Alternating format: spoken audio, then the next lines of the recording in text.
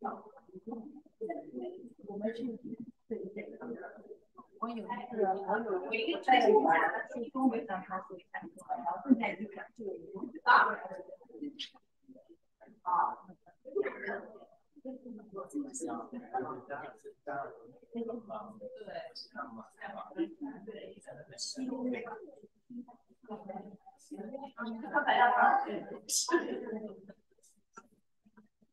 欢迎线下的各位朋友，也欢迎我们线上的各位 PCE 的老朋友。今天是2024年4月7号，星期天。我们呢在 New Jersey 的 East Brunswick 呢，非常荣幸 host 罗博森教授的这个讲座。那罗教授是我们的老朋友，他自己呢是肯纳基梅隆的数学教授，而且是我们的这个顶级金牌奥数教练。那具体的那个很多的 title 我也不具体讲了。那我现在呢就把这个我们今天呢就我先介绍一下，我们今天一共有3大块儿。一个呢就是请罗教授讲一下他的经历，他怎么从一个喜欢数学的小孩，然后变成了现在一个全球在推广数学教育的一个知名教授。第二个呢就是由此呢引出说，在现在这样一个AI 的时代，我们怎么引导孩子让他们为在将来的这个 AI 马上就要这个方兴未艾的时候，才能够说成为非常合格的、游刃有余的 citizen 弄潮儿，而且呢成为领军者然后呢，我们会再介绍一下我们的石慧老师呢，我们和罗教授之间呢有一个对话。看看说我们现在的社会如何策划我们的年轻人的教育。最后呢，请线下的朋友多提问题，也请线上的朋友呢把问题打在那个 chat 框里，我们会收集，然后再跟2位专家对话那我请麦德兰黄用英文介绍一下Hi everyone, my name is Madeline Huang. I usually just go by Maddie, and I'm first going to introduce our first speaker. So our first speaker is Professor Lowe, Professor of Mathematical Sciences at Carnegie Mellon. He specializes in researching the intersections of combinatorics and computer science. As a pioneer in AI studies, Professor Lowe is also well-versed in the idea of randomness and utilizes many innovative ideas in his research studies. He has made significant impacts in mathematics outreach, co-founding the USA Mathematical Talent Search and coaching multiple successful teams at the International Mathematical Olympiad. His passion for mathematics education extends beyond the classroom, inspiring students and mathematicians worldwide. Oh, yeah, just so we finish it up. Okay. So the speaker after Professor Lowe is the very talented Dr. Hui, who is a dedicated school psychologist with a background in psychology and education.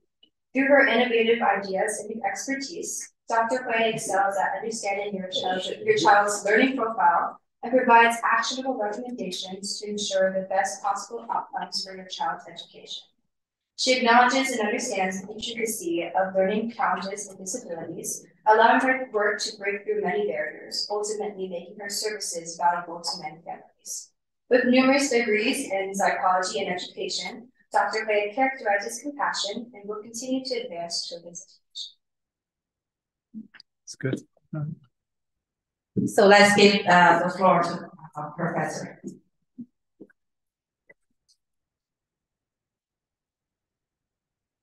Hello, it's very nice to be here. Nice to meet all of you. And I want to say this talk is going to be 100% in English. 100% in English.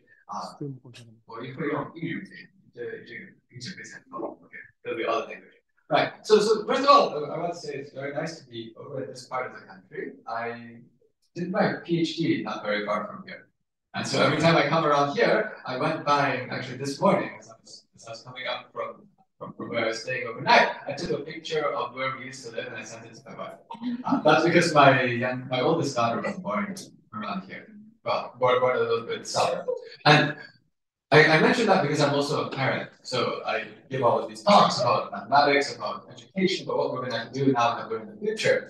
And I do this from the point of view of professor, but also from the point of view of parent. We have 3 kids. Our kids are 10 years old, 15 years old, and 17 years old.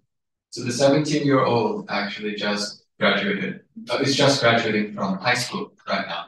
And so we're thinking always about what is next. Okay. Now the talk here is I've actually given a whole lot of talks around this area. So I also like to understand from the audience so that I know how much overlap or not overlap there is from previous talks. How many of you were at one of my talks last year? Yeah. Okay, so not that many. Okay. Then in that case, I'll try to make sure that some of these new ideas, some of the ideas that were new last year, I'll also share with you. 对，是77好像。你知道我们花了多少钱吗？ Now that we have 5块钱。 I'm down. And the 管理对我交多少钱？我算一下不就知道了吗？算一下。你怎么？哎，我这脑子嘛，就立刻叫我，我都准备干什么事情？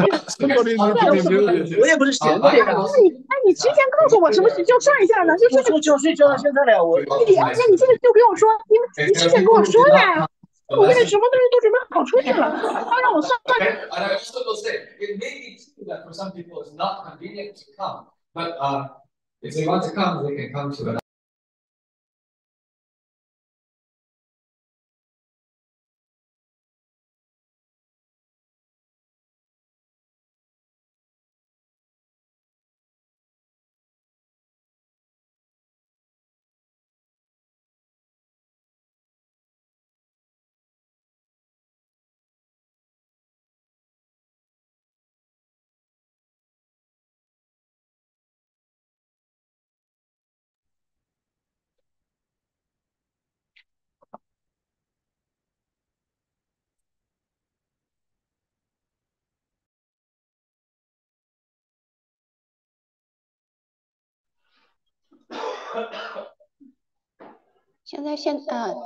听不到声音。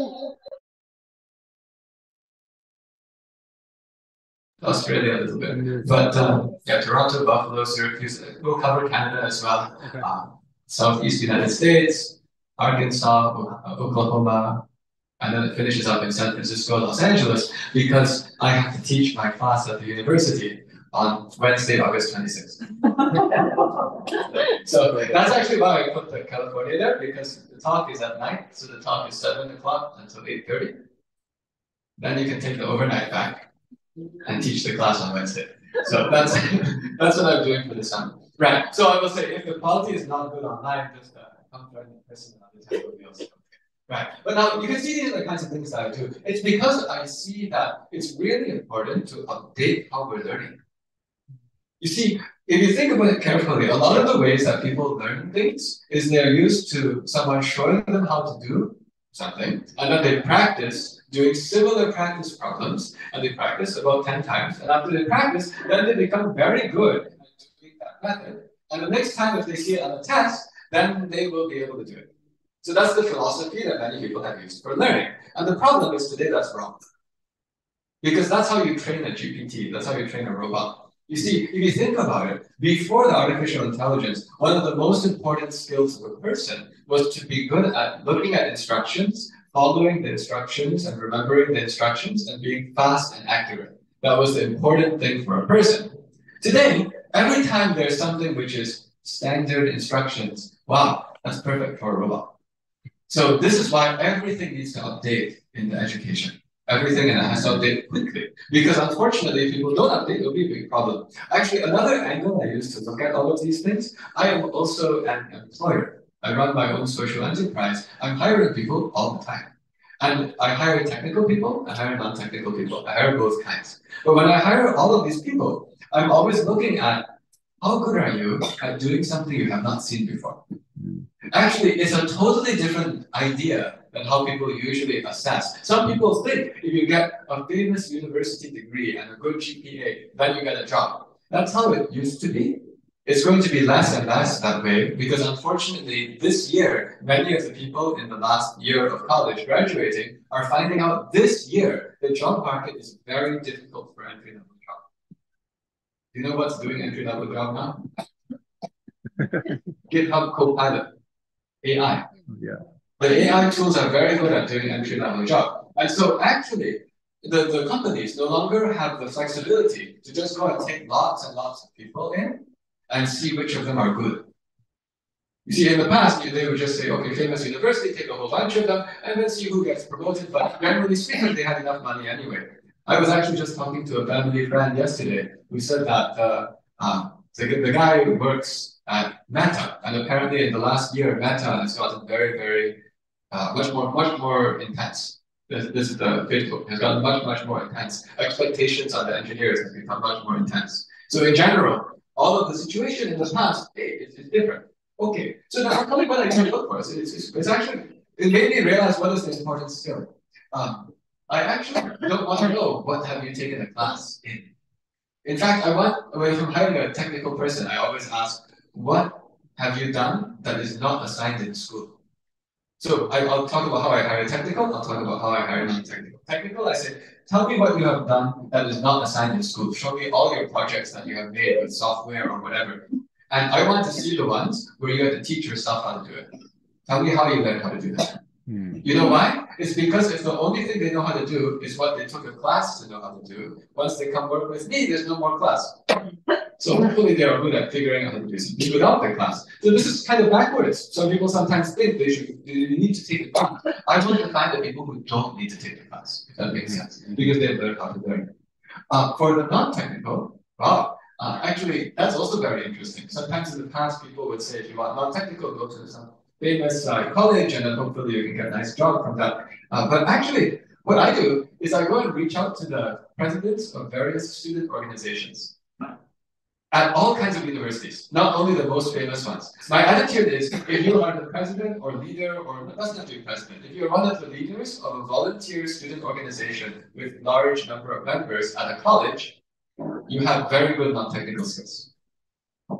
I'm just sharing. You see, it's because sometimes people think you go to the college and that's what matters. I'm sharing with you, it's more than that. Actually, you go to the college and then what have you actually learned? Because what I found out is people who actually went and did something, the ones who went and organized, for example, some of you might be familiar with some cultural student organizations at universities. Whoever organizes the Lunar New Year, they know how to do stuff. It's not easy, right? And in general, any student organization, they know how to do stuff. But I'm just sharing. These kinds of skills are very different from getting 800 on SAT. Mm-hmm. Okay, so the whole system from the employment perspective is going to change. Now, I actually was speaking at a conference, one of the conferences I was at, let me see, let me go to previous events in 2024. So before March 16, I gave a few talks also. So this one, the 29th. So on March 14th, actually I was speaking here. Do you know what that means? HR Policy Association Annual CHRO Summit. What could that mean? Can anyone guess what that means?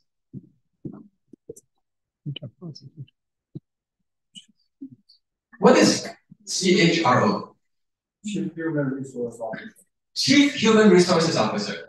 Okay, yes. So I was at the meeting with all these Chief Human Resources Officers because when I was in Nashville, one of the people organizing one of these talks, one of the people organizing this conference saw my talk in Nashville and wanted me to go and speak at their annual summit for all the big Chief Human Resources Officers. Now, I didn't actually know that was a big deal. So I said, okay, sure, I'll do it. Why not? It'll be fun. And then I showed up and I was only supposed to be there for about 3 hours because I was going to be on 3 panels or something like that. But then when I sat down for the breakfast, I found out that next to me is the Toyota.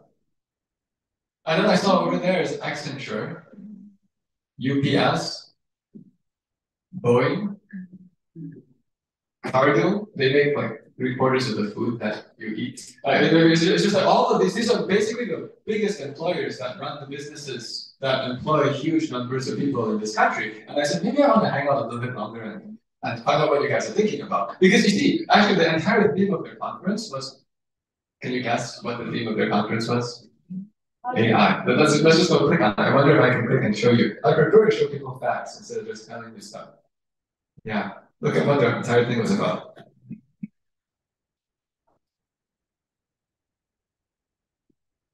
So human resources is thinking about AI.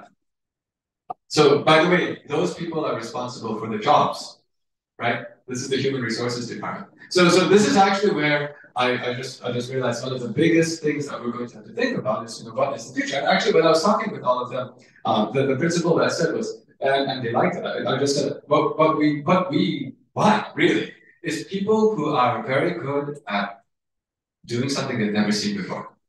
Like actually, if you think about it, this skill, one of the most important skills to build, somehow, is how to be really good at doing something that you've never seen before.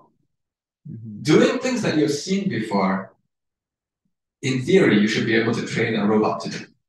Doing things that you haven't seen before, now that takes some learning. But there's another thing actually that we talked about at that meeting. The other thing was curiosity. So here's another thing I want to share. Because we're talking about like, what's the future? In fact, curiosity is really, really important. Curiosity means, what's this stranger? What's the stranger talking about? Where are they coming from? What are they doing? Why are they here? And by the way, that same kind of curiosity is what makes it so that someday when there's a new technology, you go over there and you book it and you try to figure out what it is. So in general, I mean, it's really, really powerful to have a sense of curiosity where if there's ever anything different from usual, you want to figure out what's going on.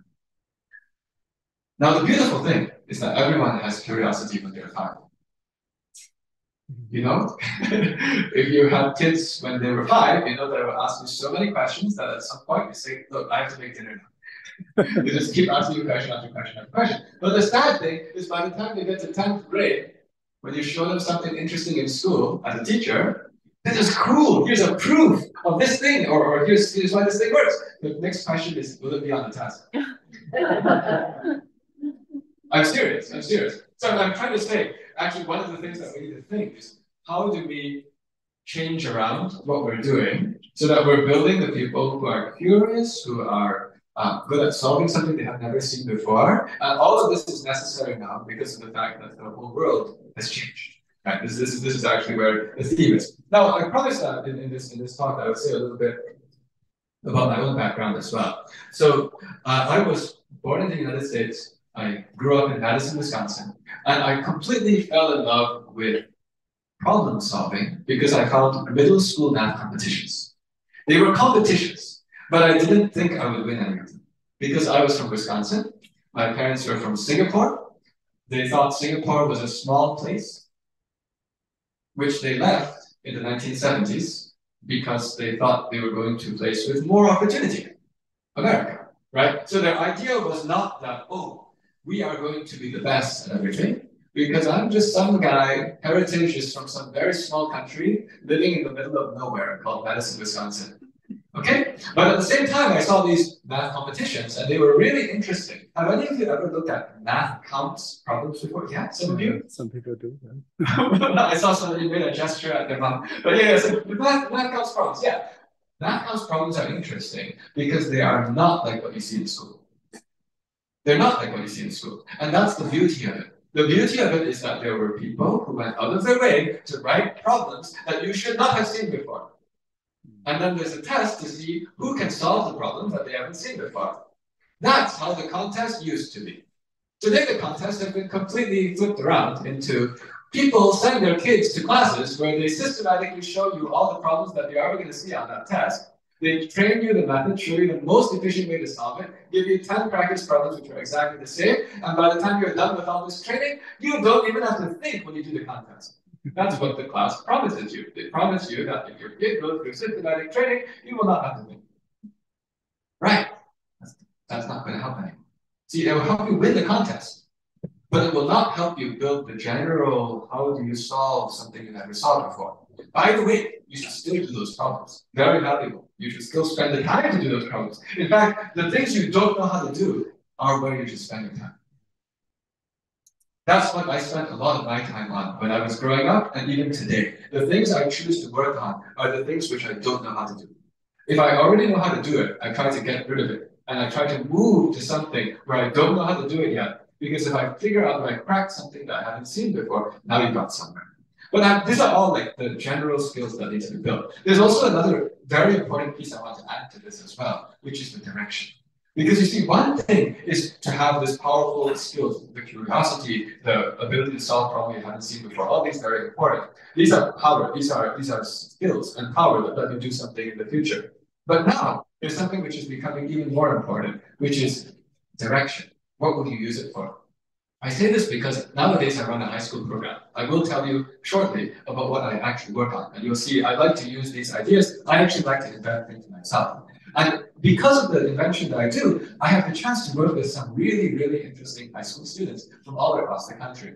And I also before had the chance to meet lots and lots of students because I was for 10 years a national coach of the US International Olympiad team. And I'll say that now, the thing that bothers me a lot is if I meet somebody and I find out that they are super smart and I find out that they have no idea of what they want to use their skills for, they just want to make a lot of money and do some problem that seems cool. Which, by the way, is very common. In fact, that's often what they write on their college application. They say, I'm so passionate about artificial intelligence. I am so passionate that I just want to do more and more artificial intelligence research, and it's a good job, I make a lot of money. You know what's dangerous about a person who just is very happy to make a lot of money doing something that I guess is kind of fun for them, and they don't care how it's being used? Those people are the easiest to use. You just pay them enough money, and then you can buy them, and then they can go and do something for you. And the thing they do for you could be very, very dangerous, right? So what I'm saying is actually these days when I'm running around the country, there's another message as well. It's that we have an enormous responsibility. Every single one of us who gives knowledge has a responsibility to make sure that before you give the knowledge, the person is going to use the knowledge responsibly. That's because we now live in a new world where somebody who has a lot of knowledge can do a lot of dangerous things. Actually, when the ChatGPT became so big, a lot of people thought, cool, that's powerful. A lot of educators thought, oh no, what about the cheating? And a lot of security experts said, oh no, now you can ask it how to make smallpox. I'm not sure how many of you heard about that one, but I'm also... Interesting. Oh yeah, okay, much better, because I was going to say, I'm surprised you heard of that one. But yeah, so what I said is, how to make smallpox. Do you know what is smallpox? It's a disease. It's a deadly, deadly disease, which fortunately is not running around the world right now. However, when there are automatic research labs that you can give instructions to that will follow your instructions to make the thing, you could make smallpox. And in fact, what's that? What if you want to? This is a good guy. He should get smarter. What I meant is, you're the kind of person we want to give knowledge to. Because you just said, why would you want to make smallpox? Good. But by the way, there are some crazy people in this world who actually just want to kill people. Like, I grew up in the 1980s and 1990s. I don't know if any of the parents remember, but there was an attack at this Tokyo subway. Oh, yeah. Sarin gas. Yes, yes. Like 1990s, something like this. Right. Yeah, so some totally crazy bunch of people who just... Cult. It's a cult. They just wanted to kill themselves and kill other people. Yeah. You know how powerful it is if that kind of a crazy cult today figures out how to make communicative disease. You know, sarin gas is bad, but it doesn't multiply. Do you know what I mean? Like, sarin gas is a chemical. So the chemical does not double in quantity. Smallpox is biological. You go and make that, and it starts infect, and then you get COVID pandemic, but with even bigger lethality, right? So what I'm explaining is, in this day, actually, we're very, very close to the ability for smart people to do very, very, very dangerous things. Actually, that's also why there's a very scary thing called the Fermi paradox. I'm not sure if you've heard of that word before. Fermi paradox. Fermi paradox is something saying, you know, there's so many stars in the universe, and some of the stars have Earth-like planets. In fact, there's so much of it that there's gotta be other intelligent life, even if you have random evolution. So there's gotta be intelligent life. How come we haven't been communicated? How come we haven't been contacted by intelligent life yet? And the Fermi paradox is, maybe by the time civilization is capable of going from one star to another, they blow themselves up first. Because, by the way, if one person is able to destroy the entire civilization, it only takes one person. And by the way, by the time you can travel from one star to another star, one person in that civilization is able to blow up the civilization. Because in order to go from one star to the other, you need a lot of energy. And so you need to be able to put all that energy onto a spaceship, go somewhere. You could also decide to use all that energy to blow up the Earth. So I'm just explaining. That's why these days, I promised to say a few things about college applications and all that. These days, I will say, if you think ahead, one of the most important things for all of us who are delivering knowledge is we have to be careful who are we giving it to. And I'm not talking about national security. That's irrelevant. This is not the point. My point is about ethics. Right? My point is about ethics. And actually, there's one more gatekeeper of knowledge. That's parents. Okay, so I'll share as a parent ourselves. What did we do? See, we also have kids. Actually, we told our kids the most important thing as far as we're concerned is not, number one priority is not what university you get, how much money you make, what job you get. That's not number one priority. Number one priority is that your values are right. And in fact, the values that we explain, I try to make it simple. What we say is, the first one is that helping other people is how you become happy, and the more people you help, the happier you are. Okay, that's fine. That gives you a direction. Helping other people equals happiness, and more is better. Okay, and principle number two is hard work is actually fun. Hard work, actually fun. If doing something on a Sunday, if it's something with meaning, it's actually fun. Okay. By the way, these two things are the opposite of how a lot of people run through life. Some people try to find the easiest way to make the most money for themselves. Right? This is a very different concept. The concept is maximize what, be greedy, but maximize what you can create for other people. There's a reason I say that this way. It's because actually, if you really believe these two, you also will work really hard. Because by the way, helping more people is hard. If you play video games, you only help one person, yourself. You don't even know. Yeah, you don't even help yourself. Yeah, I like it. So you don't even help yourself. Your parents did something right. But now the deal is like, but if you want to go and help 4 people, you need a job. Right? And if you want to go and help 100 people, help 1,000 people, help 1,000,000 people, you need skills, real skills. That's actually where you go and learn. My point is, the reason why we learn all these things, the reason why we try to get the college degrees, the reason why we try to get prestige, it's more useful if it's more meaningful if the reason is because you're trying to do something with it.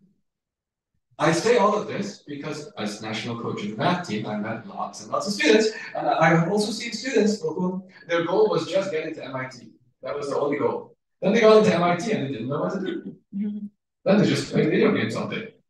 That's actually true also. It's also true. So I'm just explaining this idea of you go help other people is great. Help other people makes you happy. Actually, that gives you meaning in life. It also gives you a direction, and it also makes you work really hard. So, and also make the world a better place. And also, it will make it safer. You won't just destroy. You won't decide to destroy the world. So that's why I'm running around. What's that? With chickenpox. Chickenpox, thankfully, is okay. Okay, I don't know. I don't know if I should say it's okay. I actually have chickenpox before because I'm from that generation. In my generation, everyone got chickenpox. Basically, the whole elementary school first grade would all get chickenpox at the same time. But now we have a nice vaccine, so you guys have it was very scratchy. Anyway, so but the point is like these things I share, and why did I say that? I said that in relation to what I said about parents are also gateways, right? Gatekeepers. So as parents, actually, if we ever saw our kids doing things that we thought were not good ways of dealing with other people, I would actually just go and say, I'd say, you know what? If you're going to treat other people that way, you should actually stop learning math, stop learning computer science. People who act like that with other people, they should be as stupid as possible. I was very serious, you know. I said, this is how I feel. Like, we will spend some time trying to find some books about ethics, trying to find, understand how this world works. First, make sure that you have your head in the right direction before we go and learn anything. Because if your head is in the wrong direction and you become really smart, I told them, I said that you and I are going to be competing. I will be trying to stop you. Like this seriously, I said because I don't want another smart person who is trying to destroy. I only want to have people to create. So I made these comments because actually I see a lot of young people here. And also not so young. It's okay, you're always young. I'm still young too, right? Everyone's young. But the point is and it's really important as early as possible to start to move to that direction of how do you go and understand other people and create some value for other people. To create value, by the way, the only way to really create value is to actually also talk to other people. Or else you don't know what they need. This is actually what I spent my time doing. On that tour, I showed you that I was traveling around. That doesn't show every stop because some of the stops are not big public talks. For example, last month, I was in East Harlem.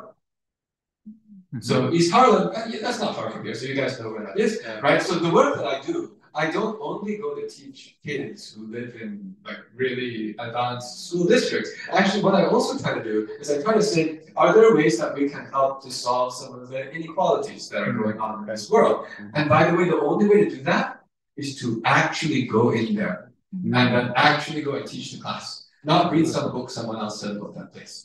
Right? And actually, last year I went to like 17 schools all around Baltimore, Miami, you name it, Las Vegas, Los Angeles. I was going to all of these different places and actually teaching sixth grade classes. But I'm sharing this because this is sort of what it means to go all the way in. Okay. Now I'm going to switch over and tell you a little bit about what I actually worked on. And the reason I do that is because so far I was trying to give these ideas of things to do, but what makes me have these ideas is my own actual experience doing things. I say this because you will find lots of talks from people who have been thinking about these things for a while, and I think it's always useful to also share a bit about what the person has done to get those ideas. And so the work that I've been doing actually uses all of these mathematical ideas to try to solve this general problem, how to help many, many, many more people in this world to become good at solving problems they haven't seen before, and also to build this kindness or this spirit of really doing things that help other people. Because I don't want to just go and talk about it, I need to figure out a way to turn that into action that can go and start to pull lots and lots of people along. Now, the thing I will tell you about has actually taken me about 8 years to come up with, and then 2 years to build up. So it's been a long process, but I will say that at this stage we've gotten something that is scalable. Now, the heart of the problem is we're focusing on students who are about 9 years old to 12 years old. We want to go and help to teach all of those people how to be really good at solving something they never saw before. That's the heart. I'm going right into there because at that age, I identified those students still have time. What I mean is when you're in high school, you're so busy. And when you're in college, you're also so busy. If we can grab the 9 to 12, great. Actually, if you can grab younger, even better, but I don't know how to do it. So we go 9 to 12. Okay? Now, by the way, we know how to teach that group, how to solve problems they never saw before. The ideal way to teach is to give problems you've never seen before and let the students discuss among themselves to go and figure out how to do the problem. I actually just gave a talk at an event in Rutgers about an hour and a half ago, and that's basically how I ran that talk. I said, here's a problem, let's go and think. I only had 3 minutes or whatever to do it, so we did it very quickly. But the concept is you want to say, hey, here's something, I want you to say your ideas before someone else tells you how to do it. Very important. Now, if you want to scale this up, the biggest challenge is not enough people to lead the discussions. Leading the discussions is hard. That's dynamic. Because to lead the discussion, you cannot prepare and say, I will show you how to do it, and then you go practice. No, because I'm going to ask you what idea you have, and whatever idea you say, we have to discuss your idea. We have to do it your way. Okay. Now, I figured out a way to scale this up. The way was, well, it turns out there's all of these high school students all around the country who are really, really good at math. They're really very good at math. But the challenge for them, do you know what they're still worried about in life? Yes. You told me this, I think, twice before, but people skills. People skills. How do you know someone? It's only twice ago. You've been to my talk. I went to talk like Just half ago, and I remember being at another talk. You remember being at another one? Wow, that's why this guy has this. Okay. Yes. Okay, so you've seen me twice. Okay. Yes. Okay. Very nice. Thank you. Maybe this. So maybe my talks make people not play video games. Okay. Great. Let's keep going. That's a service in itself, actually. anyway. So right. So people skills. Basically, all these high school students, what they need is people skills, because you need to have this combination of intelligence and also the emotional intelligence. Sorry, like analytical intelligence and emotional intelligence. Okay, so I started a program where I find high school students who are really good at math, and then I hire professional actors and comedians to teach the high schoolers how to be charismatic, how to be really good at talking. This, by the way, changes the life of the high school student. Completely changes life. Because if you are both really brilliant and also really good at talking, you can do anything. By the way, this also gets them near-term problem solved. They get into college. Actually, I should say, last year in our high school program, more than half of the high schoolers in it ended up studying at MIT, Harvard, and Princeton. 3 schools. More than half the students ended up there. So this is the power of we get this. And also I want to emphasize, we don't think only that the university is the important thing. In fact, I don't think that's the most important thing. I only mention that because other people pay attention to that. But ultimately what we do is we want to make sure that those people have the skills to eventually get promoted. Okay, that's what's going on there. Okay, now I was able to do this. Because it turns out that the university I teach at, Carnegie Mellon University, is one of the top acting schools in the country. Okay. Yeah, so that was the secret. The secret that I didn't even know until I got to Carnegie Mellon. I only knew Carnegie Mellon famous for computer science. Right? And I showed up and people said, don't you know that acting school is good? I said, huh? And then they said, you know, Carnegie Hall. It's the same Carnegie. That's true. Same guy. That's true. What's that? You played at Carnegie Hall. About that. That's an achievement. That's hard. Okay. But so basically this performing arts is amazing. So then I walked over to the acting department and I just asked them. I said, you know, I got this idea. I want to help math people like me learn how to be very good at talking on stage like you guys. So do you know any actors who are looking for paid part-time remote work jobs? And I was very ignorant. I thought it would be hard to find. But they said there's lots of actors looking for paid part-time remote work jobs because this helps them achieve their goals. Win-win. So I actually want to share that part of the story with you. I did not know that would be possible until I walked over and I talked to them. And I found out that's what they need. Okay, then we get the win-win. Okay, I should also say I dared to go and talk to them because I myself also took acting classes before. Yeah. Okay, so I also took acting classes before. And I know few of you have seen my talk before, not all, so I want to tell you more about my acting classes background. So I did this because I was trying to get more people in the country interested in math. And so about 7 years ago, a professional public relations firm worked with me to try to help make these videos where I would collaborate with influencers. But then the public relations firm told me, we have a problem. The problem is that you don't know how to talk to normal people. They said, you know how to talk to math people, but you don't know how to talk to normal people. You have to take improvisational comedy classes. Improv comedy is where there's 2 people on stage. They take turns saying one sentence, no preparation. That's to just go. And by the way, that's what eventually taught me how to talk to different people. It gives you the confidence to talk to anyone. Before that, actually, it's true. Before that, I would be very happy to talk to a bunch of math people and not happy talking to a squad of cheerleaders. But the public relations firm told me that you're going to film with a squad of cheerleaders, so get ready.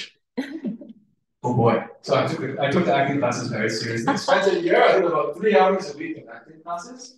And then we filmed this. I'll show you what we did. So let me see. So let me see if I can make this work. Here my mouse go. Okay. And I'm going to new share. I want to share with video clip, not the sound through here. Here we go. Yeah. So we made this a year later. Oh, just a second. I'm going to make it play through that. That didn't work. Then I'm going to do it a different way. We use physics. Yeah, I know you can see it, but I want you to hear it. So let me use this. This will do the job. We'll use physics. 1, 2, 3, 4, 5, 6, 7, 8, 8. 1, 2, 3, 7, 8, 1.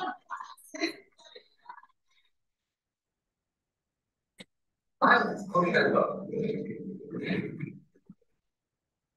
a math professor, and I travel the world finding math in unexpected places. I remember seeing. I've transitioned from an athlete to a coach about 4 years ago. Oh, hey, good to see you again. What do you mean, my friend Chelsea? Hi, I'm Poe. Nice to meet you. I'm super excited to bring him in because his background is in math, and we use a lot of math in cheerleading, but we don't really think about it. We've never had a math professor come here and work out with the teams. You get the idea.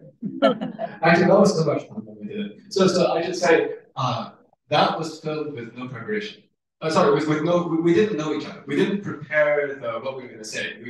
There was a crew, it was a reality TV recording crew. They just filmed, we just talked, record, go.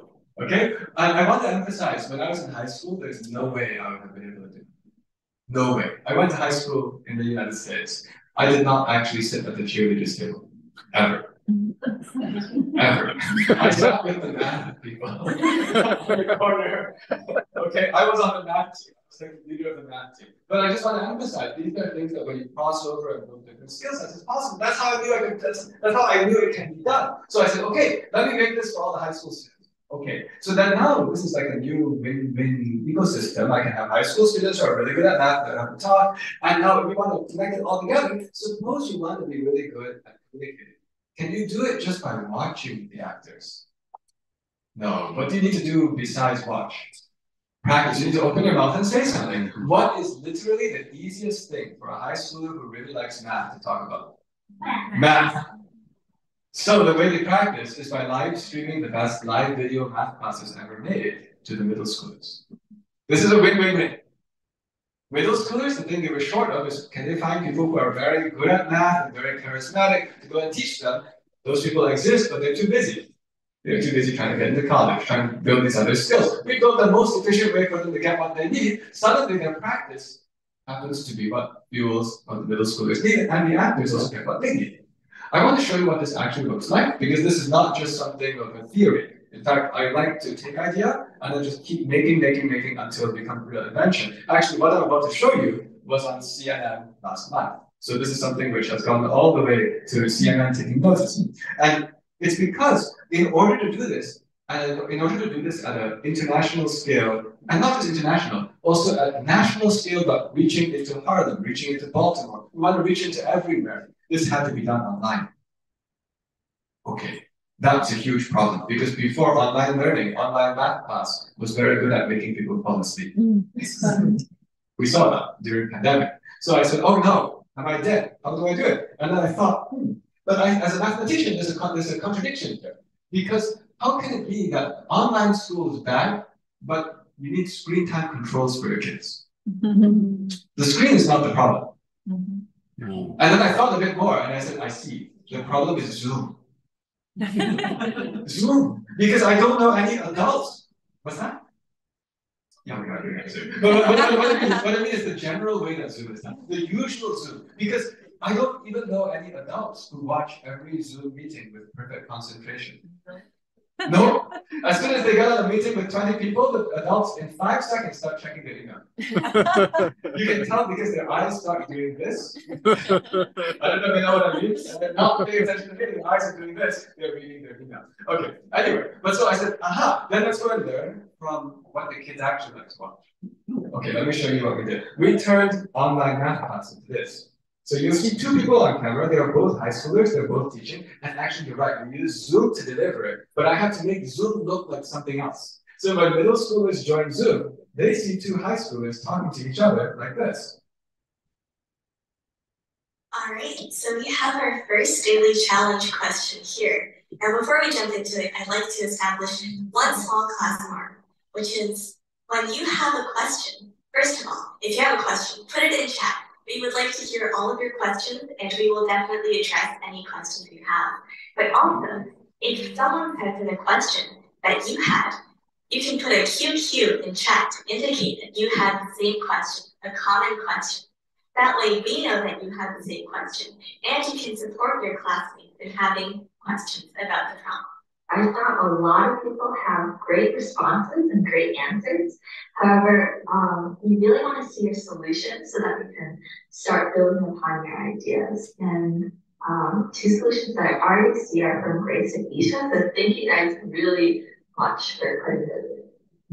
We turned online math class through Zoom into something that looks like a Twitch gaming stream.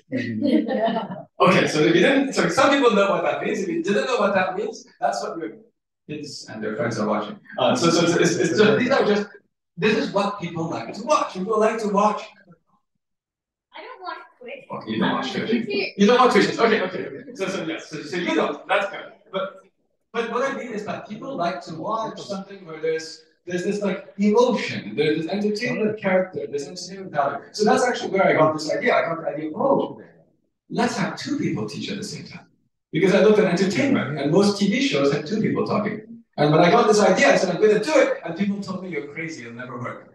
That's how I decided to do things. If enough people tell me it'll never work, I say, no, I'm going to do it. Okay? Because that means they didn't think of it, right? Because you see, they said, how will you find enough people who know a lot of math and can also talk in a lively way with two people?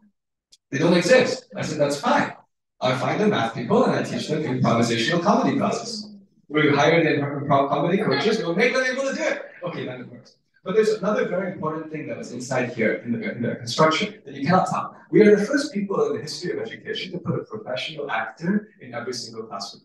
That's actually why CNN ran the article, because that was the invention. And that is the secret that aligns all the incentives. Okay, this is very important. We put a professional actor in every single classroom. They don't do any math, they don't do any teaching to the middle schoolers. In fact, the camera is off and the microphone is off, so they don't disrupt the class. That's why you don't know they're there. But every single classroom has a professional actor watching. That person has one job: make the high schoolers interesting. Okay? Now, what happens is at the exact same time, there are two video calls happening. One is the Zoom class, and there's a second secret video call happening with just the two high schoolers and the actor.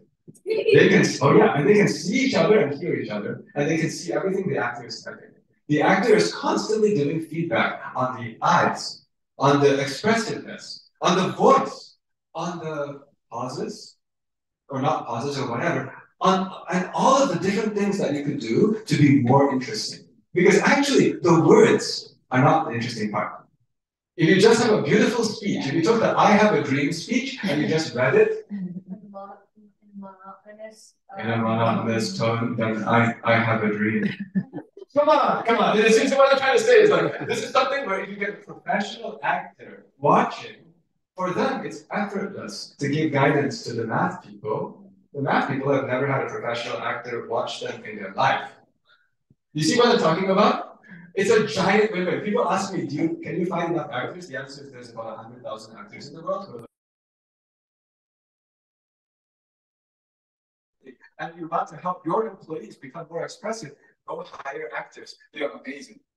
We have lots of success. The acting community is wonderful. Okay, but anyway, so let me wrap this up, right? So the thing is that we have, what we have here is that we have the actors, so the actors are able to win, and the actors are able to, at the same time, while the high schooler is teaching math, the high schooler also get something. That's the important part of the win-win. Because for the high school, they're busy. They want to get into all these universities, they want to achieve things. They don't have time, a lot of them don't have time to just do a lot of community service. They will do it if they have to. Unfortunately, that's how a lot of people look at it. But what we did is we said, hey, let's make it so that by teaching 1 hour of math, you get access to 1 hour of coaching with a professional. Suddenly, I'm in a strange situation. I'm drowning in high school students who I drive. Actually, the high school students pay nothing. They get paid. The high school students get paid. It's a job, right? But that's because the classes are not free. The middle school students pay for the middle school families pay for the classes, because anyway, people are paying for after school math classes. So it's a new model, and now this can run everything. And the net result is that the whole thing becomes a giant win-win situation. And then we know it works because we know that the incentive alignment works because the high school students in the program end up looking like this. This is a list of all of the high school students who are in the program teaching. And that's how we know. Oh, you have a question? We're drowning in high school students who are amazing trying to join the program. Okay? And what do I mean by amazing? This is a list of all of the people who are teaching with us, not only the most impressive. If you ever see something like national math council qualifiers for a state, that means one of the top 4 in that state in math. We have people from Romania, this is like the Romanian math competitions. This is Elena. She was the girl in the video. Actually, attendee means that she was one of the top 60 people in the United States in math. So she's not only good at smiling and talking, she's really smart. And so we made it so that suddenly, if somebody is learning math, they're able to learn from people who are like this. And I mean, there's all kinds of mixes. Like this guy is one of the top 4 in Illinois. This is also fun. After he joined our program, he became president of his high school student government. We invented a way to get math people elected. And now that's when we get to the close of my talk, right? So you see, oh, actually, if you were at the event just now, you might know that face. Actually, he's in our program. So, and also he's the one I said that's taken the acting classes because we make it so that people who are really, really clever, and like the people who run OMC, which is the event I just came from an hour and a half ago, we go and find these kinds of people and then we help to make them really, really communicative as well. Right, okay, now here's the fun part. Once I found that there were so many people who all want to join this program, that we have this gatekeeping power. We're the ones choosing who we want to give the skills to. And so what we did is we said, we're not only going to find the people who are smart, we also are required, we check through interviews, we require that everyone in the program is also someone who wants to help other people, who really values other people. The reason is because we're about to make them super powerful. If you go through this program, not only will you have not getting into the universities, not only will you be able to get promoted, you'll be able to convince everyone to do anything. And you have the brains to come up with crazy plans. We have a responsibility that you better want to do good things. Hey, you can even get elected. So now just give me your idea of what I'm really trying to do. See, what we do is we build this whole thing where there's all these people who are from all across the entire United States. They are brilliant, they're kind, they're communicative. My real goal is actually not teaching math. My real goal is that in 20 to 30 years, these people become the leaders of lots and lots of companies. They become leaders of lots and lots of cities, states. The point is that we need politicians who want to help people actually understand the technology that they're making policies for. If you've ever watched any of the congressional hearings about things about TikTok or whatever, it's quite funny in a sad way. But what I'm explaining is that I'm just saying we live in a democratic society. What if we could just go and find all of these brilliant, kind people with an actual sense of social responsibility and elevate their communication power so they could get elected, so they could become founders of things, so that they can move up in promotion? That's actually what I'm trying to do. And so I'm just sharing with you all of these things. These are coming out of my own execution of the principles I told you at the beginning, which is I just care that we get a whole bunch of people to be really interested in these two values. One is creating value for other people, so makes you happy, the more the better. The second is hard work is fun. And we're building a big community of people who all have that idea. Okay, I talked too long already, so my part here is now done. But you have a question? What's your question? You said there are 100,000 people that are active. Oh, yeah, I said there's 100, the number of actors nationwide which could be employed is 100,000. That's like about how many people are in the acting world. And so what I'm explaining is there's a lot of space. Actually, I should say, what are we trying to do scale-wise? We have 100 high schoolers, the top 2,000 middle schoolers. My goal is in 10 to 20 years, every year to have 100,000 high schoolers teaching 1 million middle schoolers. That's the goal. Because at that scale, that's a scale that can impact and can put the right values to the entire rest of the generation. So anyway, that's what I wrote down. But my part, unfortunately, I went too long. So I wanted the to the organizers who are going to do the rest of it as bringing someone else who also has been in a camp where your students were. So let's maybe to the next part. Yeah. So let's move to the second part. I would like to find 2 high chairs, but we don't. So maybe I just have you to stand, okay? Because if you sit down, we couldn't see you anymore.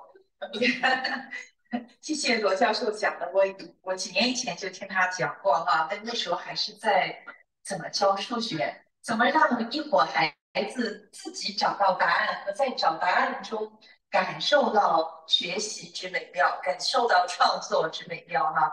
但现在他把这个注意力又分散到了2拨人，一波是10到12岁要学的孩子，一波是谁来教他们。现在变成说，每年如果有100名高中生，好棒的高中生，又懂，又有能力，又会讲话，又有创造性，又有 empathy。然后这些人以后是世界的 leader， 我真是觉得太感人了。其实我们 Parent Club 最近也在做一门课，就叫即兴表演课，就 improv， IMPROV。即兴表演课，就像罗教授说的，一句我一句，一句我一句，不停的瞎编的，不停的也可能让你演个男的，也可能让你演个女的，就一直讲一直讲。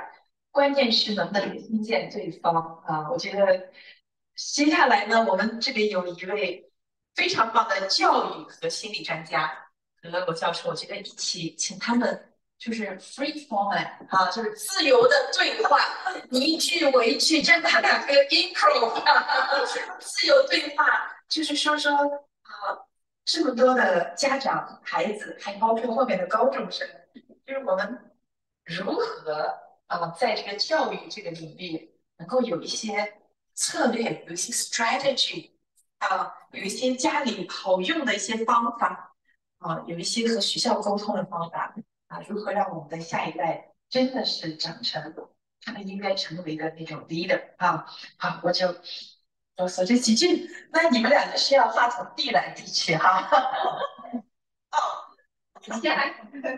Yeah, so this is our actually second time I met Dr. So we met at the camp called Epsilon. So Epsilon is a fast faculty camp created for children who are just really interested in math and they kind of just want to do, they are people who want to do math, for like 8 hours a day for 2 weeks in the summer.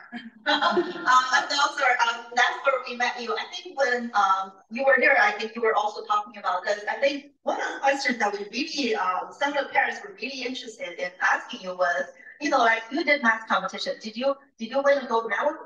Some of the questions that parents really asking is like, oh, should I or should, because we were at a camp where everybody, all the kids were really good at math, because otherwise they wouldn't go into a camp for 2 weeks in the summer to do it. They were already very good, right? They were interested in math. And some of the questions parents are asking is like, oh, should I like enroll them in math competition, right? But what are your thoughts right now about this? Yeah, thank you. Yeah, so indeed, so first of all, I was not a gold medal, I was a silver medal, but also barely, so I'm almost like bronze. I want to emphasize, I say that because it's not the result that matters. It's the path that matters. So that's the answer I give to everyone. The math competition is very valuable if you use it as an opportunity to meet people. That's actually was huge for me because I was from Madison, Wisconsin. The internet had just become usable. I am where I am today because of an application called AOL Instant Messenger. The yellow man, does anyone know what I'm talking about? You know what that is? Okay, we're reading about it. Oh, this is great. Okay, yeah. So the AOL Instant Messenger, because I met these people at these other math competitions, and then we stayed in touch, and we could actually send messages to each other that kept me staying in high school. So the advice I give is go find competition girls, go meet the other people in them, but don't worry about whether you win or not. Actually, this week, on Thursday, I'm going on another trip, but this time I'm taking my 10-year-old daughter with me. So we're going to San Francisco. San Francisco, there will be 2 math competitions that weekend. That's because when I go on these tours, I get to meet interesting people. And somehow there was a group of other girls who are all about 10 years old who are interested in math. And so she's joining their math team to go into some contest with 4 girls she's never met before. That's the point, right? The point is go and meet some other people who somehow are interested. And actually the parent told me their secret is that before every math contest, they have a sleepover. You see, it's all social. I'm just trying to say that the value of the competition is social with other people who are motivated, and then you build some inspiration to keep going. Do you win? Who cares? What is more important is that you've got this and you know what to step for.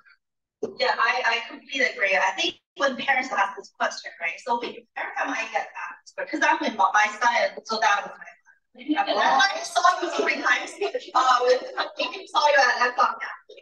Is that my son is very he knows a lot of math, so I got a lot of questions about doing math or not. And every time I get asked this question, so I want to clarify.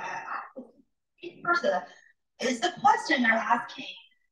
Is there any benefit in joining a math competition team, or are you asking is there any benefit in winning the math competition? And these are 2 different questions, right? And the answer to the first question, should you join a math team? Well, if you're playing video game on Sunday, And you know, like if you're just getting bored, yeah, you should join a math competition team, and you would talk to other people who are also interested in math, and you interact with them, and you find out, oh, actually, I'm not the only one who are really passionate about math, right? Like I meet other people and they have interesting ideas that they can share. Oh, maybe they're trying to solve this problem this way and not the way that I thought. And you know, like these, you know, it's always good to connect with other people who are interested in doing the same thing or not so much the same thing, right? And then you're talking to people, you're meeting people, and that is, there's so much value in that. And I think that would never go away with AI or ChatGPT or not, right? But on the other hand, if the question you're asking is that, is there any value in like the award or in winning it or getting a gold medal or whatnot? I think the answer is like, I think what you're trying to get, right? And you know, personally, I know you are, I think also you and Richard Resnick, I think you also you know, participate in these you know, international marathon here. And then we have, you know, how many, you know, think about all these years, we have how many IMO gold medalists, right? There are, you know, quite a few, and there are silver medalists, right? But not everybody from these, you know, who win the gold medal who are joining IMO, like not everybody become, you know, who kind of goes around the world and then teach people about math, and not everybody become Richard who, you know, founded the AL, right? Actually, it's to my knowledge, but I'm correct, like some of the gold medalists, they actually, some of them, right? Yeah.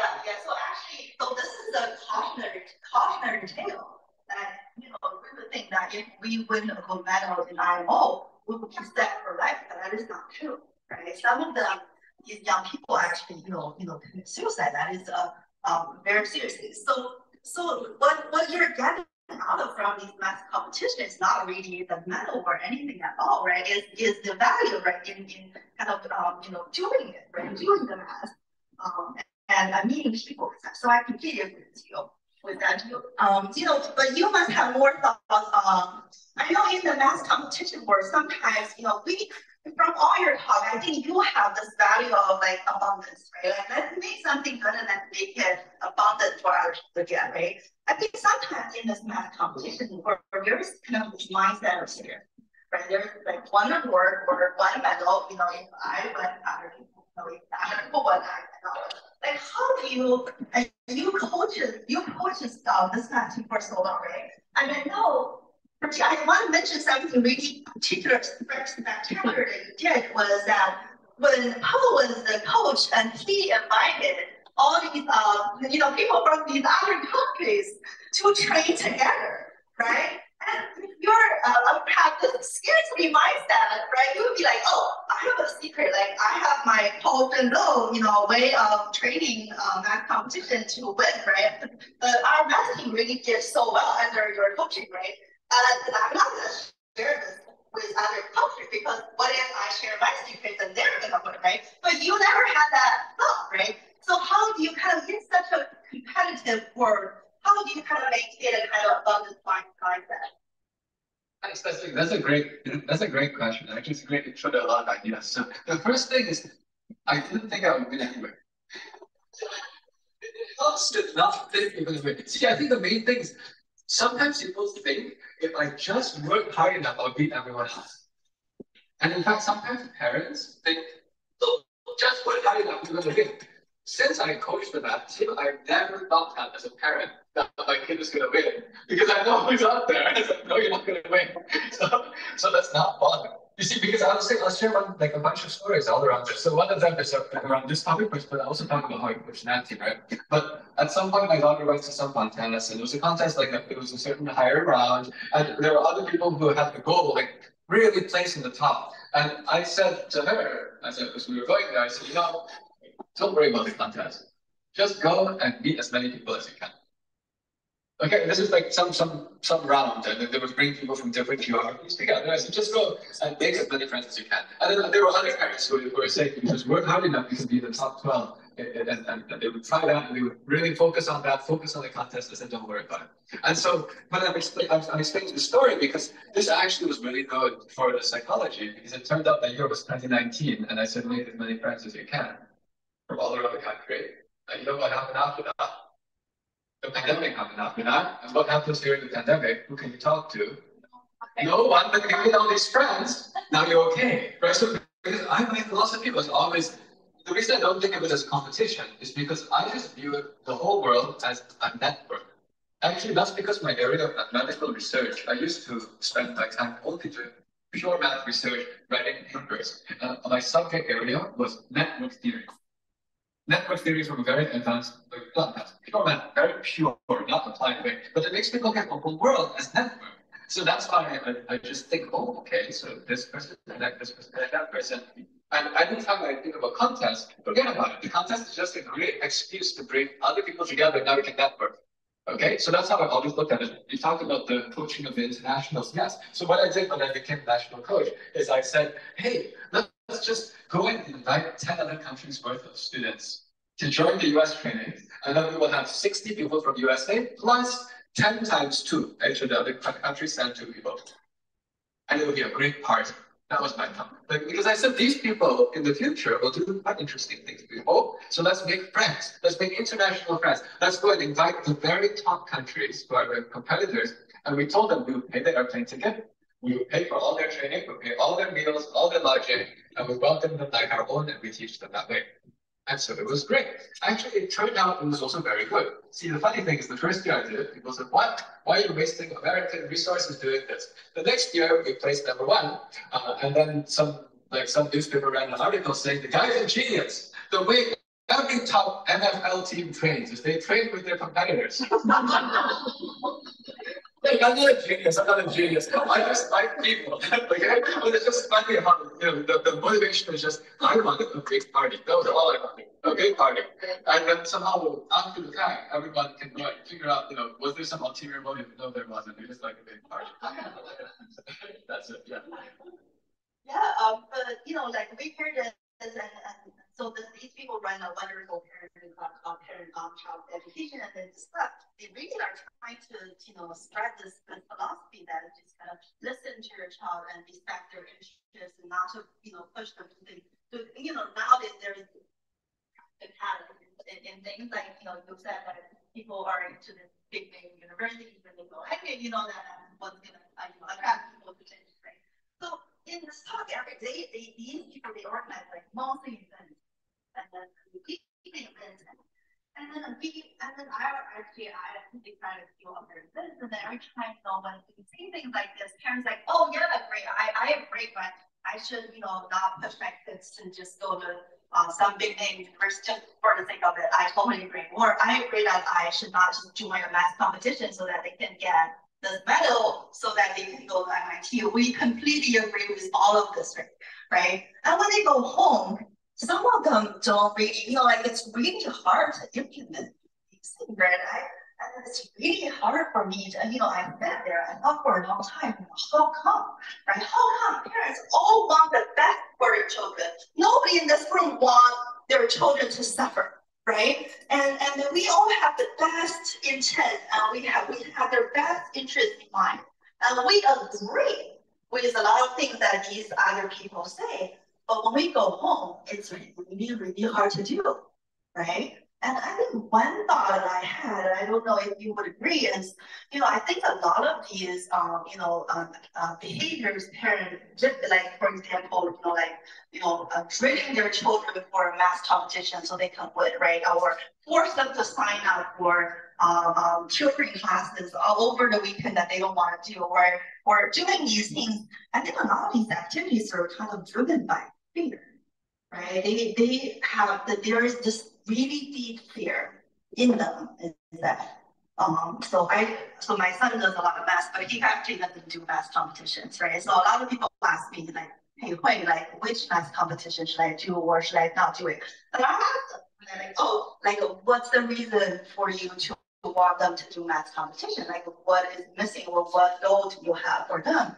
And then the answer I hear very often is that, oh, because everybody else is doing it. If I don't do it, I think that I'm gonna fail them. What if they grow up and they could be a Lionel gold medal, but I didn't sign up for sign up classes for them, so I kind of mess my kids forever, right? There is this fear. Is that kind of your experience? Like you taught so many parents? Yeah, this very accurate. So I think the reason why we don't have this fear is because I see who actually is able to win, and I say my kid can't do that. So it's just like you can't get there anyway. But some of them don't bother. Yeah, there's no fear. I shouldn't say they can't get there anyway. Like, sometimes they do get quite tired, and they oh wow, I'm impressed. But what I mean is, it's like a lottery at the end. So what I mean is, what I see is at the very end of all of these things, it is basically a lottery. There are 6 spots for the international resident team. There are 20 people who are all good enough. Actually, it's not a question of who's the best 6. It's who has a good day. Do I dare to put all of the eggs in a good day? So I also say, like, actually, I also have a general thing. If I ever see everyone doing something, I start to think, should I not do that? I give 2 examples. One of them was, well, like one big example. Because I'm actually a little bit intrigued by this solar eclipse. Yeah, so it's tomorrow. And I live in Pittsburgh, Pennsylvania. We're only 2 hours drive away from totality. So I want to go. But you know what I'm thinking about? What I'm thinking about is, how do I do a strategy that's different from other people?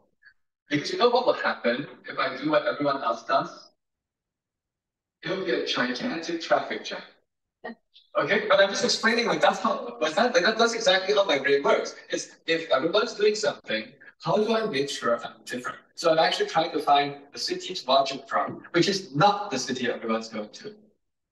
The reason is because I have a flight at 7 o'clock p.m. that needs to go to North Carolina. And so I need to somehow, be ahead of this crowd. But I'm still explaining this general concept is if everyone's doing something, I don't want to follow the same thing. And that makes it a little bit easier. But I'll get an idea in a second. I see you have an idea. But I want to add another thing about this question about like this fear. Like what makes me confident about our own kids being on the right track is actually because it's back to the values. It's because actually in this country there are lots of opportunities. You won't stop. If you have the right principles and if you have a large network of people who like you and think you're valuable, you'll be totally fine. And so that's the important thing. Do I need that every one of my kids go to a fancy college? I mean, I don't. I want to just be upfront. Our oldest daughter, she already got into some colleges. Yeah, she'll go to the college that people have heard of. My second one, I don't know what he's going to do. Actually, he doesn't have perfect grades. We don't pay attention to these kinds of things. But what I'm very happy about is number one, his head is on right. He tries to do things that actually are helping other people. He has other people who like him. And his entire desk is full of phones in various states of disassembly. And I only know where one of them came from. Yeah, I don't know where the other ones came from, right? But he's just somehow, it's not that he's not running a business, although he could if he wanted to, given what he knows how to do. But he just like really intrinsically will stay up until midnight messing with phone operating systems. He's part of some Discord groups online where they chat about how to hack the phone, not hack, but like write phone operating system code. This is a high school kid, right? So what I'm explaining is if somebody has found out something that they like to do, it's not on the standard track. It does not have a single AP course. He has no record. There's no record of him having that skill, but actually it's a useful skill. And you know people. So that's why my attitude is, I don't know, where will I go to college? That's not actually even relevant. What's relevant to me is he will get a job. You see what I mean? Like my point is, a lot of people think you need a college for the job. Yeah, it's useful for the college, but it's not that the college name is something that gets the job. You need to have a network of people who know you're really capable, and you have really capable skills, and you're a good guy. Now you're okay. So that's why with my kids, the only thing I check is, do you have the principles? The principles, by the way, include hard work. The danger is if you don't have the hard work as part of the equation. If you just say, just be a nice guy. Okay, it's good to be a nice guy, but if you're just a nice guy without the hard work component, you might not really push yourself very hard. We want you to be a nice guy who really wants to help a lot of people. Now you're going to come to work. That's his last word. Great. And then a lot of people, go ahead. I think I'll give it. The thing about like solar reflective Thank you. That was part of my consideration. I considered going to Buffalo. Yes, I considered going to Buffalo. But the problem was that I had to fly to North Carolina. And so to fly to North Carolina, my flight ticket is right now from Pittsburgh. Now I actually looked into getting tickets from other cities, but what I found out is if you book a ticket now from any eclipse city, it's expensive because everyone's doing it. Okay, so that's the problem. Plus inflation, yeah. But right now, supply and demand on all Airbnbs, all hotels, and all flights, and that. So basically, okay, this me being the math person keeping out. The two-dimensional United States is squeezing into one dimension. This is the problem. A ticket for a plane that will be flying in that zone. Oh, is there such thing? Somebody must have done that. Yeah. It's like it's so expensive. But it must be very expensive. Oh, you're something. Maybe we should ask that question. You think you're transformation from Europe? Oh, right. Transformation is going to be linear in terms of where people know. And the reason is because they have to go to airports. So it's not quick linear transformation. That's a good question. Let me hand back to you. I think this is a really good example, in that there is a solar eclipse and then everybody is rushing to do that thing, right? We see this in education too, right? I think, a few years ago, when, I don't know about math competition, but there's always a rush for everybody to do something, right? A few years ago, people were saying something about different sports, right? Like kind of the soccer and these are kind of daily sports, and you do fencing. And that is in, that is cool. And you get to college easier if you do fencing. And all of a sudden there's like 10 different fencing clubs in New Jersey, like all, doing it. And then, now that, if everybody's doing fencing, then that is no longer, be the goal of why you're doing it. But I think that's kind of go back to our original thought about like, hey, if you want to sign your kids up for a math competition or fencing or whatever, right? Ask yourself, like, what is driven this decision? Like, if your decision is driven by what? If your decision is driven by fear, right? Oh, if I don't let my son do fencing, everybody else does fencing, or maybe he doesn't get into a good enough college, right? Or if everybody else is doing Kumon and I'm not doing Kumon, and maybe I'm failing my child, right? That is the decision driven by fear, right?